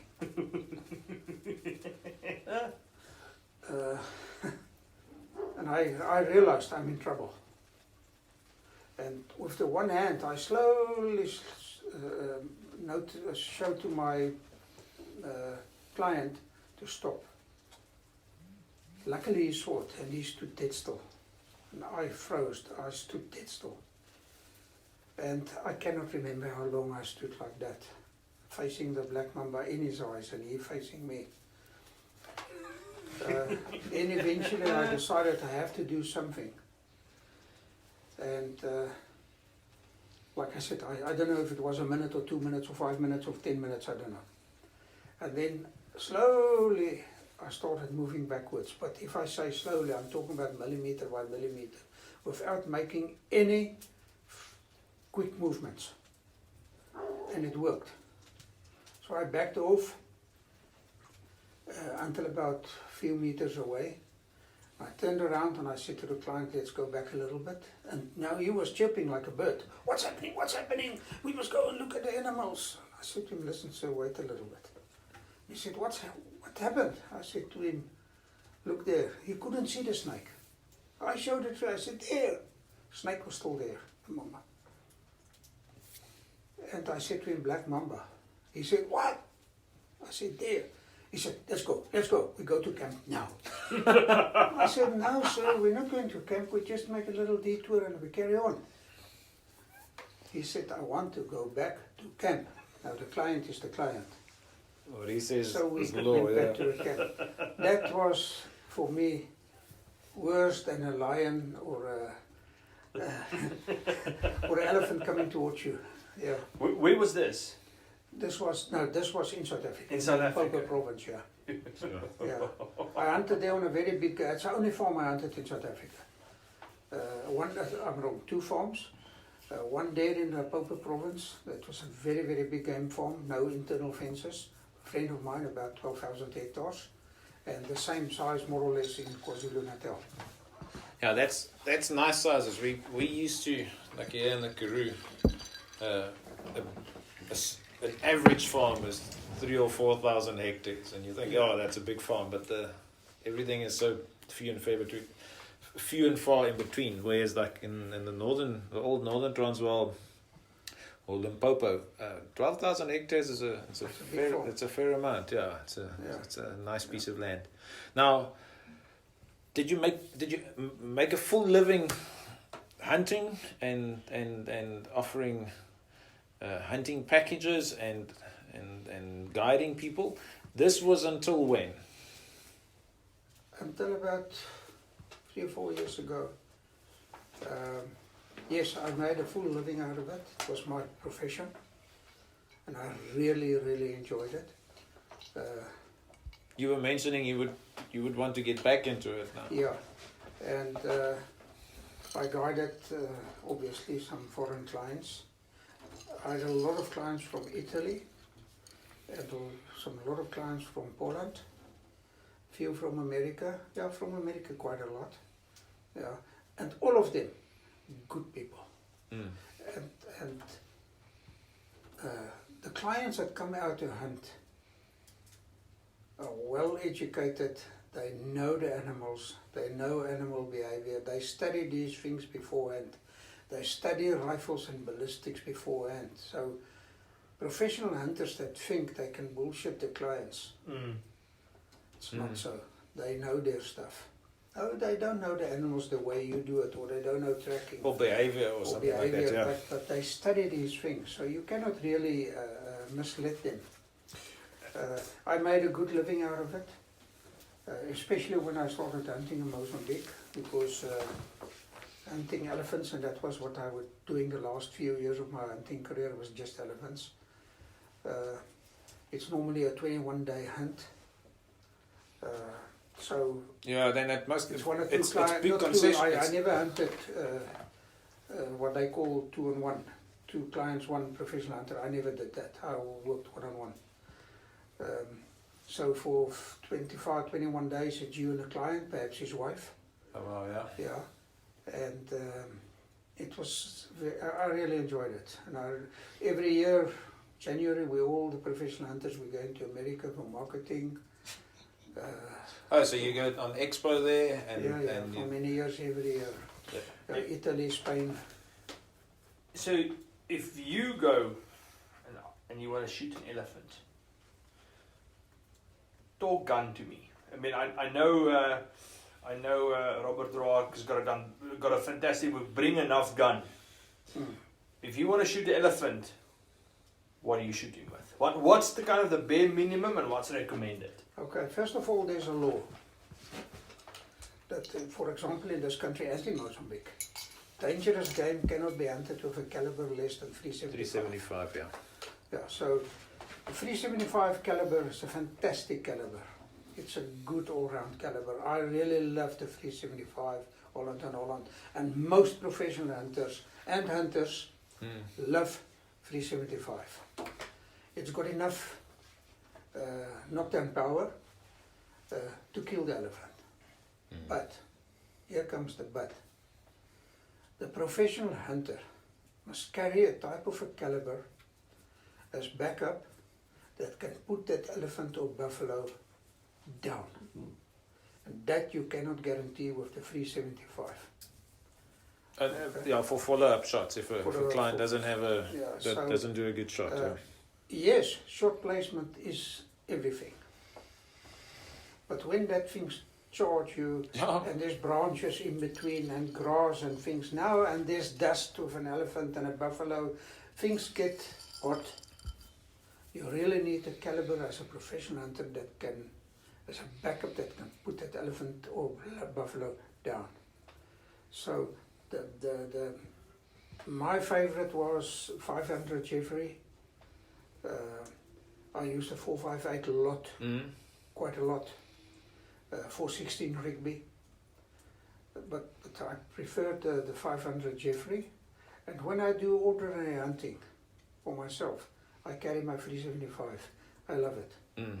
It's a good rifle. Yeah, I was like, just to give a little bit of background. I shoot the 308. It covers what I need to do. I can shoot a lot, and that's fine. But in terms of guys that I know that take it seriously, I was amazed to hear that they'll shoot springbok and kudus with 375. Yes. And then later it turned out that the more I started getting the knowledge of the ballistics, slow and heavy actually is less meat damage. Absolutely. And solid. Takedown power, especially if you do a little bit bigger antelope like a eland or something like that, it's fantastic. So like, for me personally, I've always said my next step would be a 375 of something. Yeah. I know nothing about big gun. I've hunted with grobs, and I've hunted in all days and stuff, but it's not even in the same ballpark of what you guys are doing. Okay, I want to shoot the elephant. All right, I've got the right caliber. I've got the 500 Jeffries. Where do you shoot an elephant? Because I'm thinking kind of just the biomechanics of this, of how far that bullet needs to travel to get to a heart. I'm thinking you need to probably shoot it somewhere else. Or explain it to me. Okay, first of all, let's stick to elephant hunting for this. Yeah. Now, elephant hunting take place over a very short distance, like 15 or 20 meters. Wow. So you go in very close to the elephant. Then something extremely important is you have to wait until you can get a clear shot of the elephant. Don't shoot through the branches and things like that. Make sure about that. So for the clients, the best place to shoot an elephant for a client is the hard long shot. It's a big area. With a 375, you've got enough power, solid, blunt nose solids, Solid to penetrate, yeah. to penetrate and reach the hard lung area. Okay, the elephant will die. He might run a little bit, but he will die. Okay. So that's the best. You get clients that's sort of clever. I want to do a brain shot. The clients will tell you, no, no, no. The brain shot is difficult, although the brain of the elephant is quite big. It's like the size of a rugby ball. That's smaller than I It's- thought, yeah. It's big. Yeah. But if you miss that Comparatively, brain, yeah. that elephant will never die, he will just run away, or you're going to make him very cross and he's coming for you. Okay, then there's another thing. There's a side brain shot and a frontal brain shot. For the inexperienced man, both is very difficult. You can easily miss the brain. The position of the head of the elephant looking from the front, for example, and from the side, might determine where exactly you have to You need aim to aim get at, the yeah. angle. Remember, you're very close to the animal. The angle is to get to that brain. So Yeah, and there's also I the skull always- characteristics, I yeah. always say that the client goes for the hard lung shot. It's a big target. It's easy to identify the place where you have to aim. And a professional hunter to drop that elephant in its tracks is a frontal or a side brain shot, because the professional hunters that are good, they know where to find the brain. Yeah. Okay. You brought an interesting point now, because that was my next question. So, your client shoots, it goes wrong, all of a sudden Mufasa's deciding this is it, he's coming at you now. And now you've got this, how many tons of meat charging at you, and you as the PH need to now put it down. When it's charging at you and it's now pressure and trouble and the dust is flying, where would you shoot it to stop it now? To stop it immediately. Ja, hier's nou moeilikheid. Stop, shoot it in the brain. So, but then looking at the elephant from the front, you would shoot a headshot. Yes, I cannot explain you here exactly Yeah. where to aim on the head, because it depends on the position of the head. Yeah. Okay, so it's difficult to explain it in a conversation like this. We have to show you on a photograph or something like that.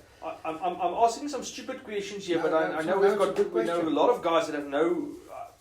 I'm man enough to admit I know nothing about big game hunting, and I'm gonna make my sound even more stupid. But if you've got a really large caliber, like a 500 Jeffrey or a 600 Nitro, whatever, this elephant is coming at you, and would that round have enough power to punch through an elephant's skull or not? Yes. Okay. That is why the professional hunters are using that type of calibers. Yeah. Okay. There's many professional hunters that are only using 375s, but they're not really big game hunters. They maybe hunt a buffalo here and there. And furthermore, the young PHs just simply cannot afford the full 500 Jeffrey or a full 116 Rigby. Okay. I just want to mention something here, and this is my personal opinion as a big game hunter. When my client fires the shot at an elephant, we're talking elephant now, between me and my head tracker that's standing here next to me, we observe that elephant very, very closely to see where the bullet strikes and what is the reaction of the animal. And immediately beforehand, before the hunt, I tell my client, you shoot that first round, shoot the second, shoot the third and the fourth. Go ahead, shoot it. Keep on aiming for the heart lung area. Okay? The professional hunter, me personally, I don't like to kill the animal of my client. He must shoot his own elephant. So if by the first shot that elephant is wobbling I don't shoot. I instruct my client to keep on shooting. I am just ready to shoot That's wrong. immediately. Yeah.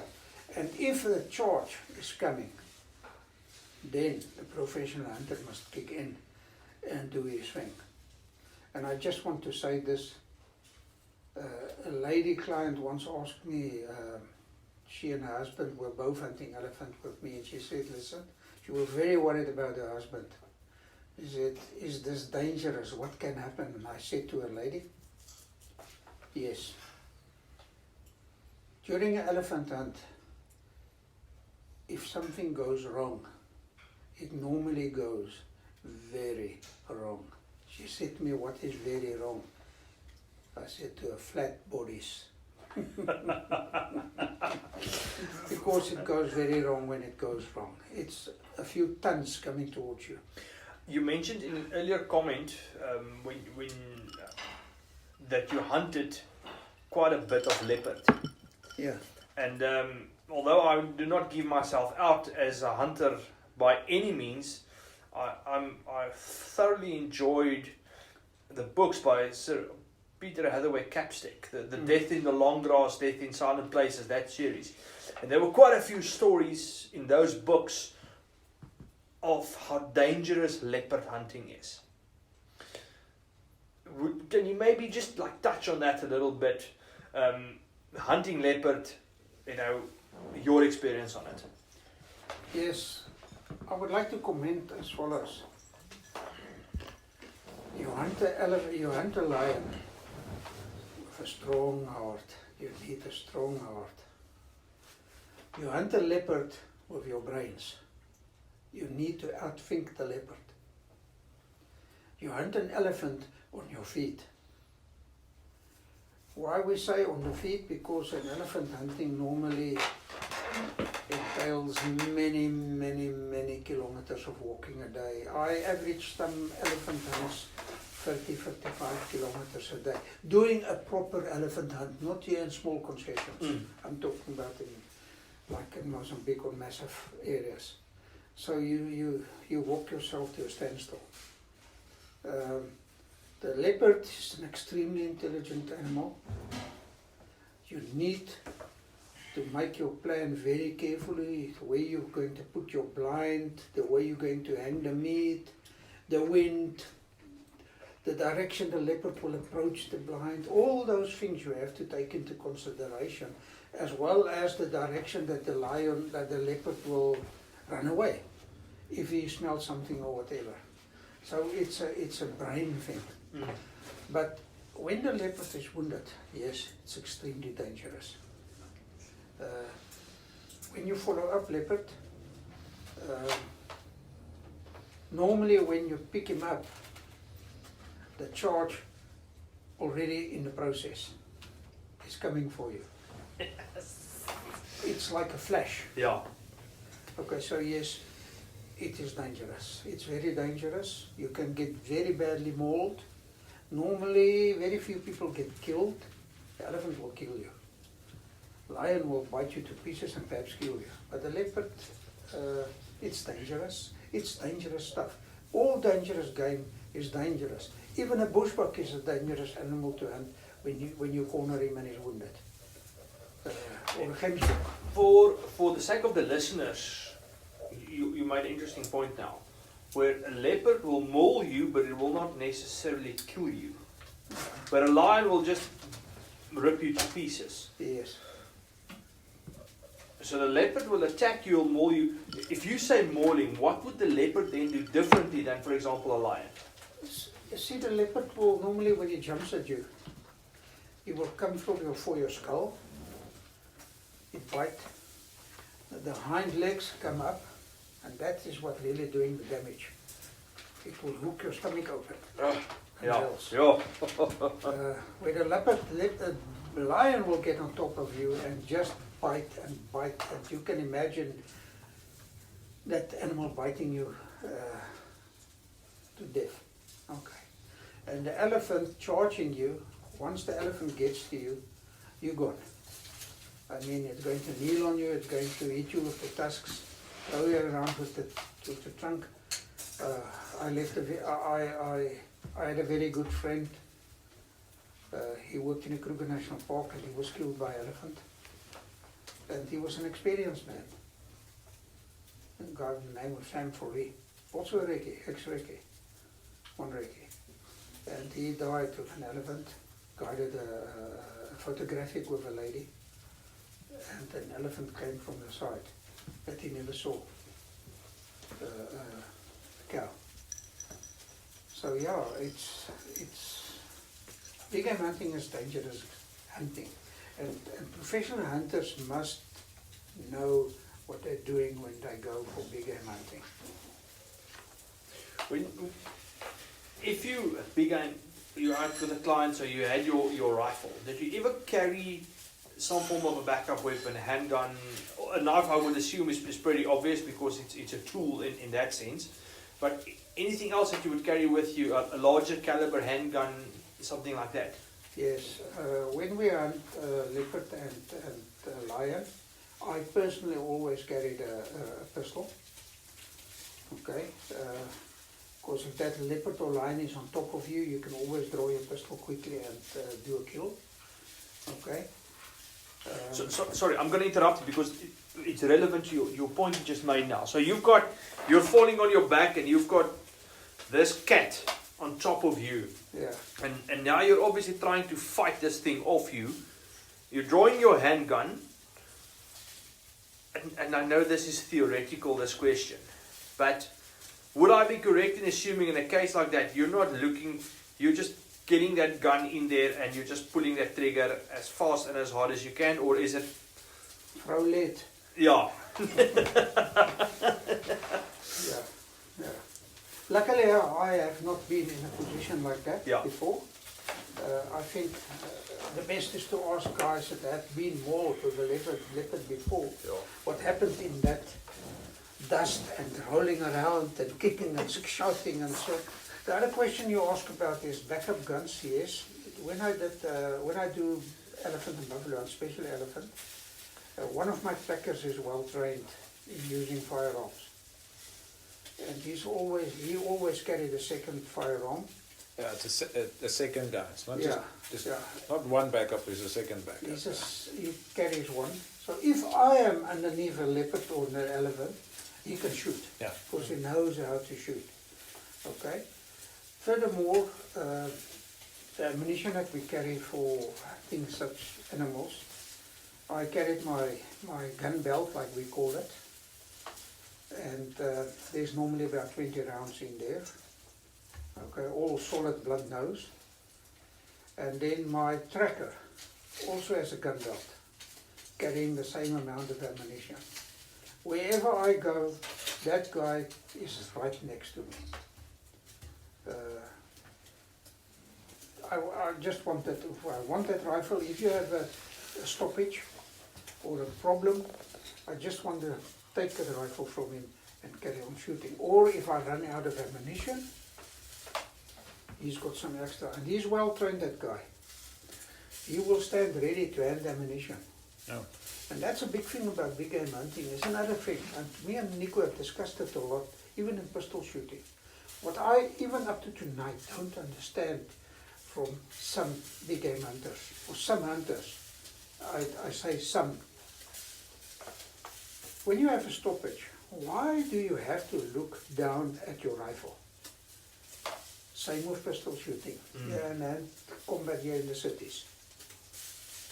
Keep your focus on your target, on the elephant, or on the lion, or on the terrorist in your house. Don't drop the eyes to the gun. If a guy is doing that, he does not understand his weapon. So now, talking about training, Niku, and I'm going to drag you into this because we're gonna. I'm tired. We're gonna. It's not going to end. Frans is fantastic. I can listen to him the whole night. But now, before we punt SFC Tactical, there's two questions that I need to ask Frans before we move on to the business what are side. they? And I know I've had both of them on the list of questions that I gave to Nico when we started. And both are related to your experience as a sniper, Frans. The first is, we see the movies, and all the bullshit, and the YouTube videos, and almost like the mystery, and it's almost so much nonsense that surrounds the role of a sniper in a military context. What do you think is the main difference, or probably the biggest lie that people believe, or from what did you really do as a sniper to what is seen in the movies? It's a very wide question, I know, but the reason why I ask it because I think your perception on it is very wide. It's a wide question, and first of all, the movies has got it all wrong. First of all, I would like to say a sniper is the most highly trained soldier in any army. Whether it's in the parachute battalion or in special forces or wherever, he's the most highly trained soldier in any army. Second, the sniper is the most feared soldier in any army. Because of their training. Nobody wants a hole in the head. Or if you dare, Not nice. and you see your buddy dropping next to you, a hole in the head. The next guy stick up his head, a hole in the head. Now a sniper can pin down a complete section or a platoon or a company. Okay? So they are extremely well trained. They are extremely well disciplined. Okay? And they are just ordinary soldiers with a special skill. Proper skill set, yeah. Yeah, skill set, that's correct. Okay? And the role of the sniper, it's a broad question. In warfare, we've got offensive tasks, we've got urban warfare, we've got river crossing operations, we've got whatever operations. There's many different types of. We have what we call it, where you deliberately, by plan, withdraw. So the snipers will stay behind to keep enemy heads down, etc., etc. So there's many roles for a sniper. The question is, or the big important thing is, the commander of the unit must understand the role of the snipers. The application of them, The yeah. application of the snipers. If he's got that wrong, he's going to waste good men. Okay? Now, sniping, we all know the history of sniping, but sniping really came to the fore in the Afghanistan-Iraq war. Over and above the biggest sniper battles in the history which happened in Stalingrad. You all saw the movie Enemy at the Gates. Yeah. Okay? But lately, the role of the sniper is in the cities is extremely important. He is the ears and the eyes of the company commanders in the street. And he can take out enemy that is a threat to the infantry section or the platoon. Whether it's a PKM, a machine gun post somewhere, or a guy behind a mortar here, or a guy trying to plant a IED, what's it? IED. Yes, so well-trained people, but the movies has got it wrong.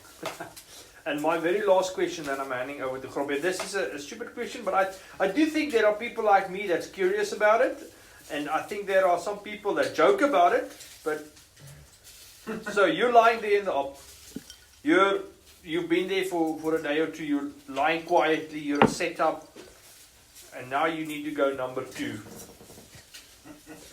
It's a practical question. What happens then? Okay. The sniper is lying up for in an urban environment. It's not a problem. Yeah. Because normally they story 2, 3 stories up in the old building, so you can quickly move away. And the number 2 takes over the sniper role. Of course, they switch around, and there's a reason why they switch around. I'm not going into that now. So he can move away and go and do the number 2 thing somewhere in the next room or just around wherever. When you're in the bush situation, Now you're in a hide. So camouflaged you can't even see yourself. Okay? A good hide will have an escape route. That is the route that you can use to get out undercover and go and do your thing. But now there's many other things which is more important than that. That's movement. Movement is the thing that gives you away the quickest. Look when you go hunting kudu. What gives the kudu away? They're early morning against the mountain. The sun shining on the ivory, on the horn. It turns the horn, you pick it up. It's like a flash. That movement. The same with the sniper. So when the sniper has to move out to go do his number 2. Number 1 is not a problem. You do it there in a bottle. And in the blind, in the eye. So you move out extremely slowly to a place which you have prepared before. And they do the number 2. This must be covered up, sealed for smell. Because now the enemy is walking around with dogs. That smell is all over the show. You have to make that plan. We're not going into that detail right now. It's not the question. Okay. But the sniper, it can get out. Ah. Okay? And if possible, wait for night time. That's best. Lekker. Krops, yeah, on that note, over to you. All right, so something that I'm very interested in is the current training that you guys offer. So, Niku, would you mind giving us a rundown of SFC Tactical, right? What is it that you guys do? Okay, first of all, I want to make some points straight, and I want to say what sets us apart from the next instructor. Now, we are not saying that we are better. We are not saying that we are more advanced than the next instructor. You can make the decision yourself. But seen in the light of our experience, and lucky for us we were in the military, on all the military courses we did, we had a subject called battle handling. Over and over and over again. What's battle handling? Battle handling is basically where they drill into your mind what is the principles of the attack, what is the principles of the defense, and what's the principles of the retreat. Now, the attack, the defense, and the retreat is different phases of an operation. It's not to say that when you are retreating that you are running away. It's a phase that you have to go through within your operation. How we do that and how the operation is done, it's a situation for a different story. It can be a tactical move. The retreat itself. Okay, yeah. Okay, so the next thing I want to explain is effective. Now, the word that comes up to mind to all the people wanting to do training is, what is an effective tactical instructor? And it's very simple. It's very simple. Effective tactical instructor thinks on his feet. There's a saying that we have and say that you must walk and chew your chappy at the same time. Right? So if you understand what I'm saying, that's a good effective tactical instructor. And if he can carry that principle over to his students, then they have come a very far way. Wait, explain. Walking and chewing a chappy. Right. While you are shooting, you are making a plan. You're not only shooting. You're not only shooting. You're not only focusing on squeezing your trigger and focusing on your sights. You're like a nice butter. You are thinking 3 kicks ahead of you. Oh, wow. Okay. Okay? Right. So, you can only do that if you have the right mindset. And that's my second thing. All training. Doesn't matter if it's boxing, or it's rowing, or it's shooting. It's divided, and that's where SFC divides our training into a 60% psychological preparation, Okay. a 30% skills development, and that's what we do on the shooting range. And then the last one is the 10% Practical. equipment. Equipment. Okay, super. Okay, so there's your 100%, and we concentrate on that. Now, the next thing I just want to mention is that I get a lot of lip from different individuals, and saying that we are basically copying the Special Forces curriculum or whatever. I just want to say, and that's the name of the first book, and that's very coincidental.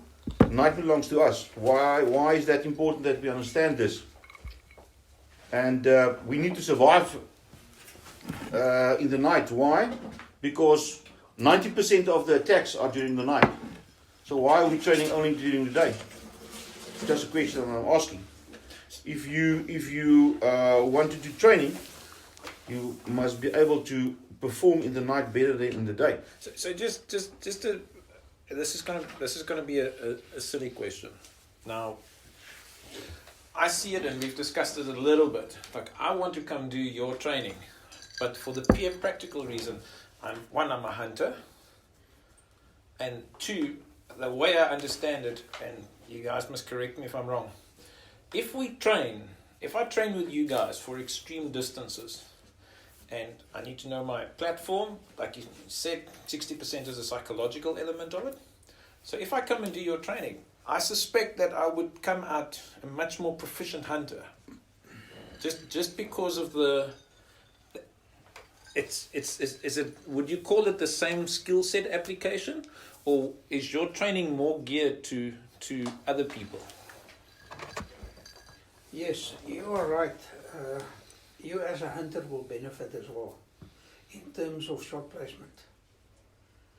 Okay, we have two levels of this long distance shooting. Now there's a difference between accurate shooting and precision shooting. Let us get into that on another time. Okay, there's a big difference between accurate shooting and precision shooting. What we do in level 1 is a weekend training, is that right, Nico? Where we take the guy with the just say a Remington 700. Yeah. Okay, with his normal telescope, vortex or whatever he's got on it, standard ammunition, and we go through the process exactly as Nico said. We work on the fundamentals of shooting. If we can get you in that weekend to shoot a minute of angle group on 100 meters and on 200 meters and on 300 meters, we have achieved a lot. So if you can shoot a 1-inch group at 300 meters, you can accurately kill a springbok at 300 meters, and I know now you have the ability to go further. Yeah, the groundwork is laid. Okay. So earlier on today you mentioned the kit. Kit for long distance shooting is expensive. It's becoming very popular in America now as well. They're taking ordinary rifles. And they're accurizing They them. just accurize them with a trigger here and a butt plate there and a this there and there. And eventually you build a cheap rifle into a rifle that you can go up to 800 or 1,000 meters. So just as a side note, I had a friend that wanted one super duper 338 Lapua Magnum, wants to shoot stuff at 800-900 meters, and he was talking a Truvelo CMS, and I think at that time they were going for like 80,000-90,000 rand for a rifle. And my comment to him was that I've seen Howards in 300 Win Mag shoot at 400 meters a minute of angle with no hassle. Good scope, yes, obviously good bases, but like in terms of actual cost, you can actually get away, and like you said, they could accurize this thing, and for the less than half the price of that Truvelo CMS, he actually got a rifle with a scope with all the paraphernalia, bipods, suppressor, the works, that could shoot well. But here's the thing, and my comment to him later was like, hang on, so you've got it now, but do you have the skill set to actually use it, to employ it? Nico, at the beginning of this, a few hours ago, so Nico said something very important, extremely important. It's not that rifle. It's the man The behind driver, the yeah. rifle. And it is the man. But when SFC, we focus on that basic fundamentals to get that right. If we can get that right, you're going to shoot better with your ordinary rifle hunting, and you can shoot much better progressing to long distance shooting. So, sorry, Nico. You're good. So, what does the training entail? Saturday, Sunday? How does it work? There's different training levels that you need to. I just want to say that I cannot. There's levels: level 1, level 2, level 3, level 4. I cannot take you on a level 4 course. Now, level 4. Let's say level 4 is working in a 4-man team. It's specially designed for reaction forces on farms. Oh wow, really? Where you have a bucky within a driver, number 1 passenger, number 2 left rear, and number 4 right rear. Then they can work in a team of 4 guys. I cannot take you on a course where you have not done and passed or mastered the basic fundamentals. And now I'm going to teach you how to work in a team. All right. You're going to kill each other and shoot your partner in the back. So let's talk level 1. So obviously you could travel around about what did you say, about 400-500 kilometers around here. So that would be up to Cape Town, PE, and the likes. So what would a weekend entail? A level 1 course is half a day on a shooting range, where we have it's me and Frans, and we have 10 students. We cannot take more because more is not better here. We need to focus on the individual. And then half a day on a shooting range, we concentrate on the fundamentals before we can go on to the next level, that is level 2, and that's the afternoon, where we concentrate on the principles on level 1, and now we add movement and heartbeat and breathing under stress, and then to conclude the training we do a night shoot. The night shoot is basically introduction. It's not a fun shoot. It's introduction to get you back to the reality check of I need to get myself in order here to survive during the night. And just as like anybody listening that hasn't used a rifle at night, one, I know it's illegal in hunting in some provinces at night, but we've shot some problem animals at night, and let me tell you, it's a different kettle of fish. You would think you would know, and it would be okay, but it's so tough. It's very difficult. Ons moet nou praat nie. Jy praat nou van lange weer skiet en ek praat van defensive. Yeah, it's big cross. So just to highlight this is rifle defensive shooting. This is not precision shooting in terms of Handgun and rifle and shotgun. Shotgun. Yes. So you guys, you cover almost from a tactical and a self-defense scenario, and then there's the let's call it the more precision rifle shooting, right? Now, that weekend would entail level 1 and level 2. For the handgun, yes. Handgun, yes. We construct level 1, level 2 for basically a farm situation or any person, doesn't matter, where you have to act defensively to defend your life. All right, super. And then what happens Sunday? So obviously there's a shoot this Saturday night, just to get everybody acquainted with operating at night. What happens this Sunday? Sunday, basically, we do the level 1 of what we call home defensive tactics and vehicle anti-hijacking tactics. Oh, wow. Okay, cool. Level 1. That's basic stuff. To introduce you, you have to go back at home. You have to reorganize yourself and do a risk assessment of your specific situation. Yeah. And then we can come back after about 1 month, 2 months. Then we can come back and we start with a level 2, where we carry on with advanced techniques with regards to that. All right. So what we'll do is we'll post some links to this. Where can guys get hold of you? So, yeah. Hold it. Moet ek self een nommer gee? Yeah, give yourself a number. Give us yourself a number. Right.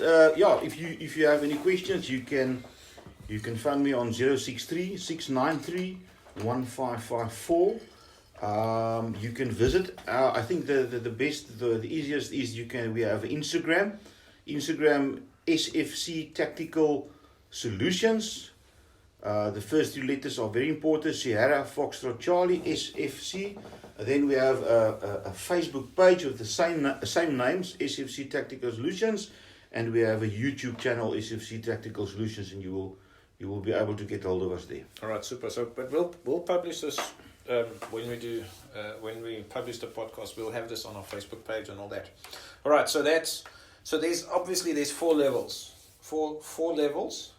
Would that be 4 weekends, or how does it work for? And then this is the self-defense training. Yeah. Okay, if we think self-defense, we think in the situation of where's the attack. The attack is maybe inside the house or outside of the house, or you have to react in an urban environment or a vehicle. So we can say that the level 1 is half a day on the shooting range. Level 2 is again a afternoon and a evening in the dark. Level 3 is individual tactical. It's 2 days and 1 night. And level 4 is 2 days and 1 night as well. Okay. And you can do it in the handgun, the semi-automatic rifle, and the shotgun. Preferable a pump action or a semi-automatic. So that's the self-defense level of this. Now let's talk rifle. Is at the precision level, right? That's for long rifle and for, let's say I'm a hunter. Number 1. Number 2, I'm interested in starting doing long range stuff. That's obviously a separate course, right? How does that work? Is it, I assume also levels? Yes, we've got an introductory level 1. That's a weekend, a Saturday and a Sunday. We kick off with a little bit of theoretical stuff. Okay. So what we do on this weekend basically is we get your platform right. We make sure your eye relief is correct. We make sure that your reticle is properly focused. Some people don't even know that you can focus the reticle, and so on. So we get all that stuff, the platform ready. Then we focus a lot on the fundamentals of shooting. That's breathing, trigger control, body position, bone support, etc., etc. Then we go to the range. We will not go more than 300 meters. The aim of that weekend is to ensure that after the weekend you can shoot a minute of angle grouping at 100 meters and 200 and 300 meters.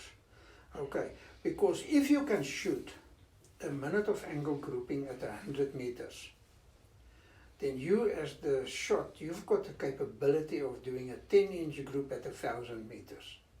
That's minute of man. That's working on minute of angle. Yeah. Okay, so Nico mentioned it earlier. Now we can see that you have the potential to go further if you can do that. But if you are battling to get a 1-inch group at 100 meters, and you've got good equipment, etc. Remember, guys, equipment does not make you accurate. It is the man behind the rifle. Yes, the telescope and the rifle and the right ammunition will help you. Okay? What makes a rifle or shooting precision or accurately? It's the inherent accuracy of the rifle. In other words, good rifle, everything sorted out 100%. Inherent accuracy of the ammunition, well loaded, or ammunition Good that you buy factory, for yourself, the factory loads. Free is the man behind the rifle. That is the most important thing. I always say, the people today, and I listen to all on the media, oh, I'm spending my time last night, tomorrow, the whole weekend in the reloading room, blah, blah, blah. Never. I hear people say, I spent 2 weeks on the range. we are spending too much time on unnecessary stuff. Yeah, we've got this. We've got our favorite saying is that amateurs talk equipment, professionals talk logistics. So, But you know, Frans, you make me laugh now. So more time on the range. Yes, you need good bullets, Yeah. for sure. but there's a limit to it. There's a limit. More time on a range, practicing your breathing, practicing your wind estimation, practicing your trigger control. I must admit, like I understand if it's weakness bias training, wind judgment is a very tough thing for me. It's probably the toughest part. I'm not saying I'm good, but I'm actually at a point where I can see, especially with a higher magnified scope. On a 12 magnification, I can see the heartbeat in the reticle, which is now you got to compensate and you got to plan and try and shoot in between it, and there's that certain level of skill set that I don't necessarily have yet, but at least I can notice and I understand what I'm weak at. You know, we always. I want to ask you something now. Today, did you practice wind estimation? No, I don't know. Why not? No, I didn't know. You drive around so many trees in this area. Yeah. Look at the grass, look at the dust, It's look at that, the papers. You can do it every day, every second. and that's like distance estimation as well. We try and practice it like in the odd time, but it's very tough. Yeah. You joke about equipment, and it's a little. I suppose it's a little anecdote. It was about a year and a half ago. My friend here twisted my rubber arm, and we got selected to be safety officers at the Defensive Pistol Africa Champs in Ermelo. But mostly because they paid all our accommodation and food for the week, so we could shoot cheap. And drink But, drum. yeah, yes, we're not discussing that. But so we pitch up at the shoot, and it's pretty much some of the best pistol shooters, you know, in our sport in South Africa. And so in those 2 days, so we shoot 2 days, and then the shooters shoot 2 days where we're SOing. So you've got about 300 odd guys coming past you who are some of the higher level pistol shooters in South Africa. So you see all kinds and all sorts and all guns and all equipment of every flavor, color, kind. And there's this one guy, Cornell van der Westhuizen. I think he shoots for Pretoria Defensive Pistol or something. And he rocks up and he shoots this little Glock 26. Stock standard 26. Nothing I'm not even sure if he runs a proper sight on it. 6 rounds. He shoots backup gun division. 5 rounds in the magazine, 1 in the chamber, in the division. He competes against guys that shooting 10 in the magazine, 1 in the chamber. He shoots 6th overall for that whole competition. With this little... Well done. It's proper skill. Now that's Well done. again in that skill set. It's a man behind the rifle. Exactly. And to see a guy, that happen, and like, and then every time a guy tells me, yeah, but I need to spend this money, and I need to buy this gun. You see these guys rock up with these custom built STIs, and like, yeah, no. To answer your question further, level 1 is then where me and Nico is taking the guys Saturday and a Sunday with his basic stuff. Help him getting the platform right, and then focusing on the fundamentals so that he can go away on a Sunday afternoon with a minute of angle grouping at 100 meters, or if possible a sub-minute of angle. If we achieve that, we achieved a lot. Okay, and we build your confidence. That will show the guy that without buying millions of dollars of equipment, I can go into this sport. Obviously, as you progress, you need better and better stuff. As you become better, you need better stuff. Okay, but a telescope is not going to make you the world champion. No. It's time on the range. So level number 2 for the precision shooting is where you now come back. Now we take you further distance wise.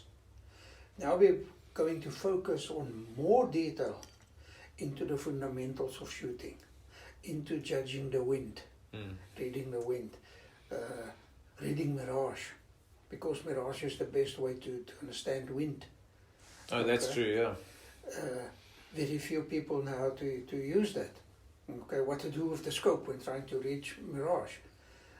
So obviously that's a longer course, which we have to do over a certain amount of weekends. Mm. Okay, more time on the range, less time in the reloading room or wherever. Okay, And this time in the Practicing, shops practicing. buying stuff. Yeah. Gadgets, Yeah. unnecessary gadgets. You don't need that. Question. For example, everybody wants a Kestrel wind meter. Yeah. The Kestrel only measures the wind Where you are. where you are. Yeah. By reading mirage, you can measure the wind halfway and at the target. The Kestrel cannot do that. I'm gonna. Yes, you can punch in the different information and you get your solution, firing solution. But the But it's Kestrel not- cannot. The it's Kestrel not the actual cannot. solution, The Kestrel cannot. Then you come to a point, and that is what we are teaching the people. What we do is, and that's what I do with the snipers as well, and all the sniper programs. We go from 100 meters further and further, and then you shoot at 125 meters, and you fill in your sniper data card or your data card, Dope, yeah. your dope sheet, 150, 180, 200, and so we go on. So this card is completed. So at the end of everything, you can go back to the range tomorrow. And replicate that. What Yeah. your date. Because everything that you punch into that calculator, that ballistic programs, is theoretical. Mm. It's not actual. Yeah. You have to go and test it on the range. And to do that needs time. And never mind. Now you get time, to, yeah. in the morning you shoot in a temperature of 20 degrees. This afternoon it's 30 degrees. There's a huge difference. I must. Have you guys watched the Magpul Art of the Precision Rifle? Have you seen that? So it's a fantastic video. I think it's 7 hours in total. And I watched it the first time because I'm like, yes, I've got a rifle now. These guys are talking about sniper stuff and it's cool. Like Magpul does stuff very cool. And watch this video. And let me tell you, I fell asleep within the first hour because you don't understand the stuff. So just to put it into context, I first watched that video in 2008 or 2009 or something like that. So in that whole time since now, I watched it again maybe 3 years ago, and that was about the fourth or fifth time that I watched it, and it was the first time that I could actually watch the thing through because I had the experience and some sort of knowledge in terms of what they were talking about. Because like the first couple of times watching it, the information was just like you have no point of reference. I haven't experienced it, I haven't seen it, or I haven't practiced any of it. And I think what a lot of people actually underestimate is, like you said, the fundamentals.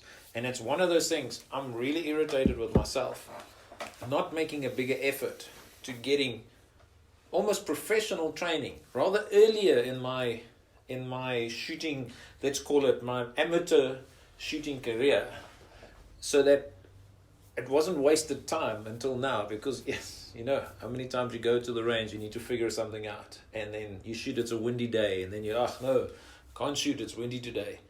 That's actually the best day to shoot, so that you can learn and experience it and figure it out. So I'm really interested in it. Like unashamedly, I think I'm gonna try and pull some strings with you guys. I need to come to it. You see, what makes SFC Tactical Solutions different, and this is extremely important.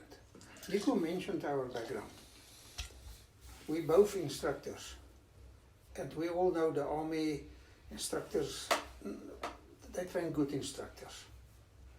The methodology of instructing. So what makes us different is not only our military background and experience, okay, it is the individual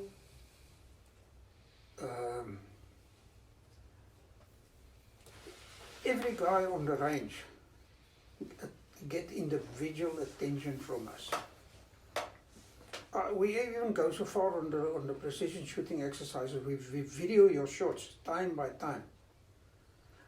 Tonight we play it back, and I can show you on the screen. Look how you pull the trigger. Look at your breathing. Can you see it? Because you can pick it up. So we are strong in identifying individual training and focus on. You shoot a group. 4 shots cutting each other. 1 shot is a half a centimeter away. You know, where is my focus? I don't care about that 4 shots. I want to know, why is that one, What happened that to flyer, that one? Yeah. that one? Why is that shot not there? I want to sort that one out, because that's your mistake. Yeah, guys, That's your weak point. I'm amped. I'm sold. I'm itching, and I'm quite lucky because you guys are nice and close. So hang on, sit gou net vir een oomblik. Guys, I think Rowan will agree with me. I could talk many more hours. Frans, baie dankie. Thank you for coming, Nico. I know you chaperone Frans here, fantastic. Thank you. I'm itching. I can't wait. And I'm going to give feedback. I'm going to do a proper review. I'm going to come do your training.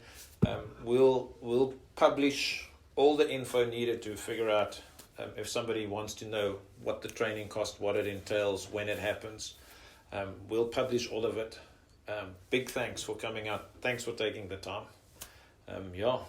Yes, it took us a while and diaries that needed to be, but you know, life happens and work gets priority. But from our side as well, Frans, to you, Nico, Yeah.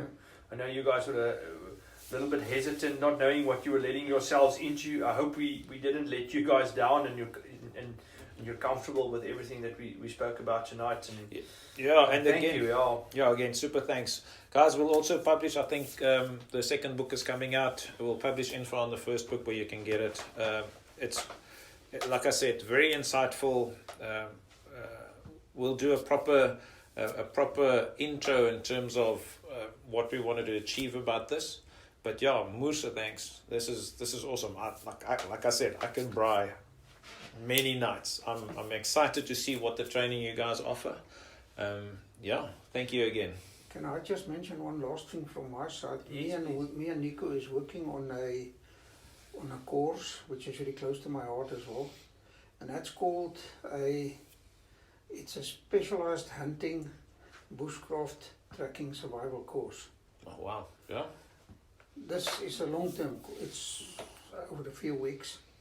Okay, and we focus there. We want to focus on the youngsters on the farms. That is running, hunting farms on behalf of the father or whatever, with the aim of becoming professional hunters eventually. So this has nothing to do with professional hunting. That's something different. It's practical hunting, yeah. You have the professional hunting schools. This is hunting, and in the end, I believe it will prepare the young guys on the farm and the guys in the cities that wants to hunt, to prepare them for going to do the professional hunting courses. Oh, For okay. example, Nice. on a professional hunting course, how do you use a winch to winch up a buffalo? People don't know that. We do that stuff in practical. That's what we want to do. Yeah. How to track a wounded animal. What does that sound like if you've got a stomach wound, a gut wound? So I just want to say that we're working on that one, and it will be ready soon. Fantastic. Yeah, Frans, Nico, we'll put everything, guys, we'll put everything on the Facebook as well. Links to SFC Tactical, where to get hold of Nico and Frans. And Nico offered that we might have you guys back sometime soon in the future, because there's so many things we haven't touched on. From Weekend Warrior podcast side, guys, thank you. Yeah, looking forward to having you guys with us again soon. Right, okay, thank you. Okay. Thank you.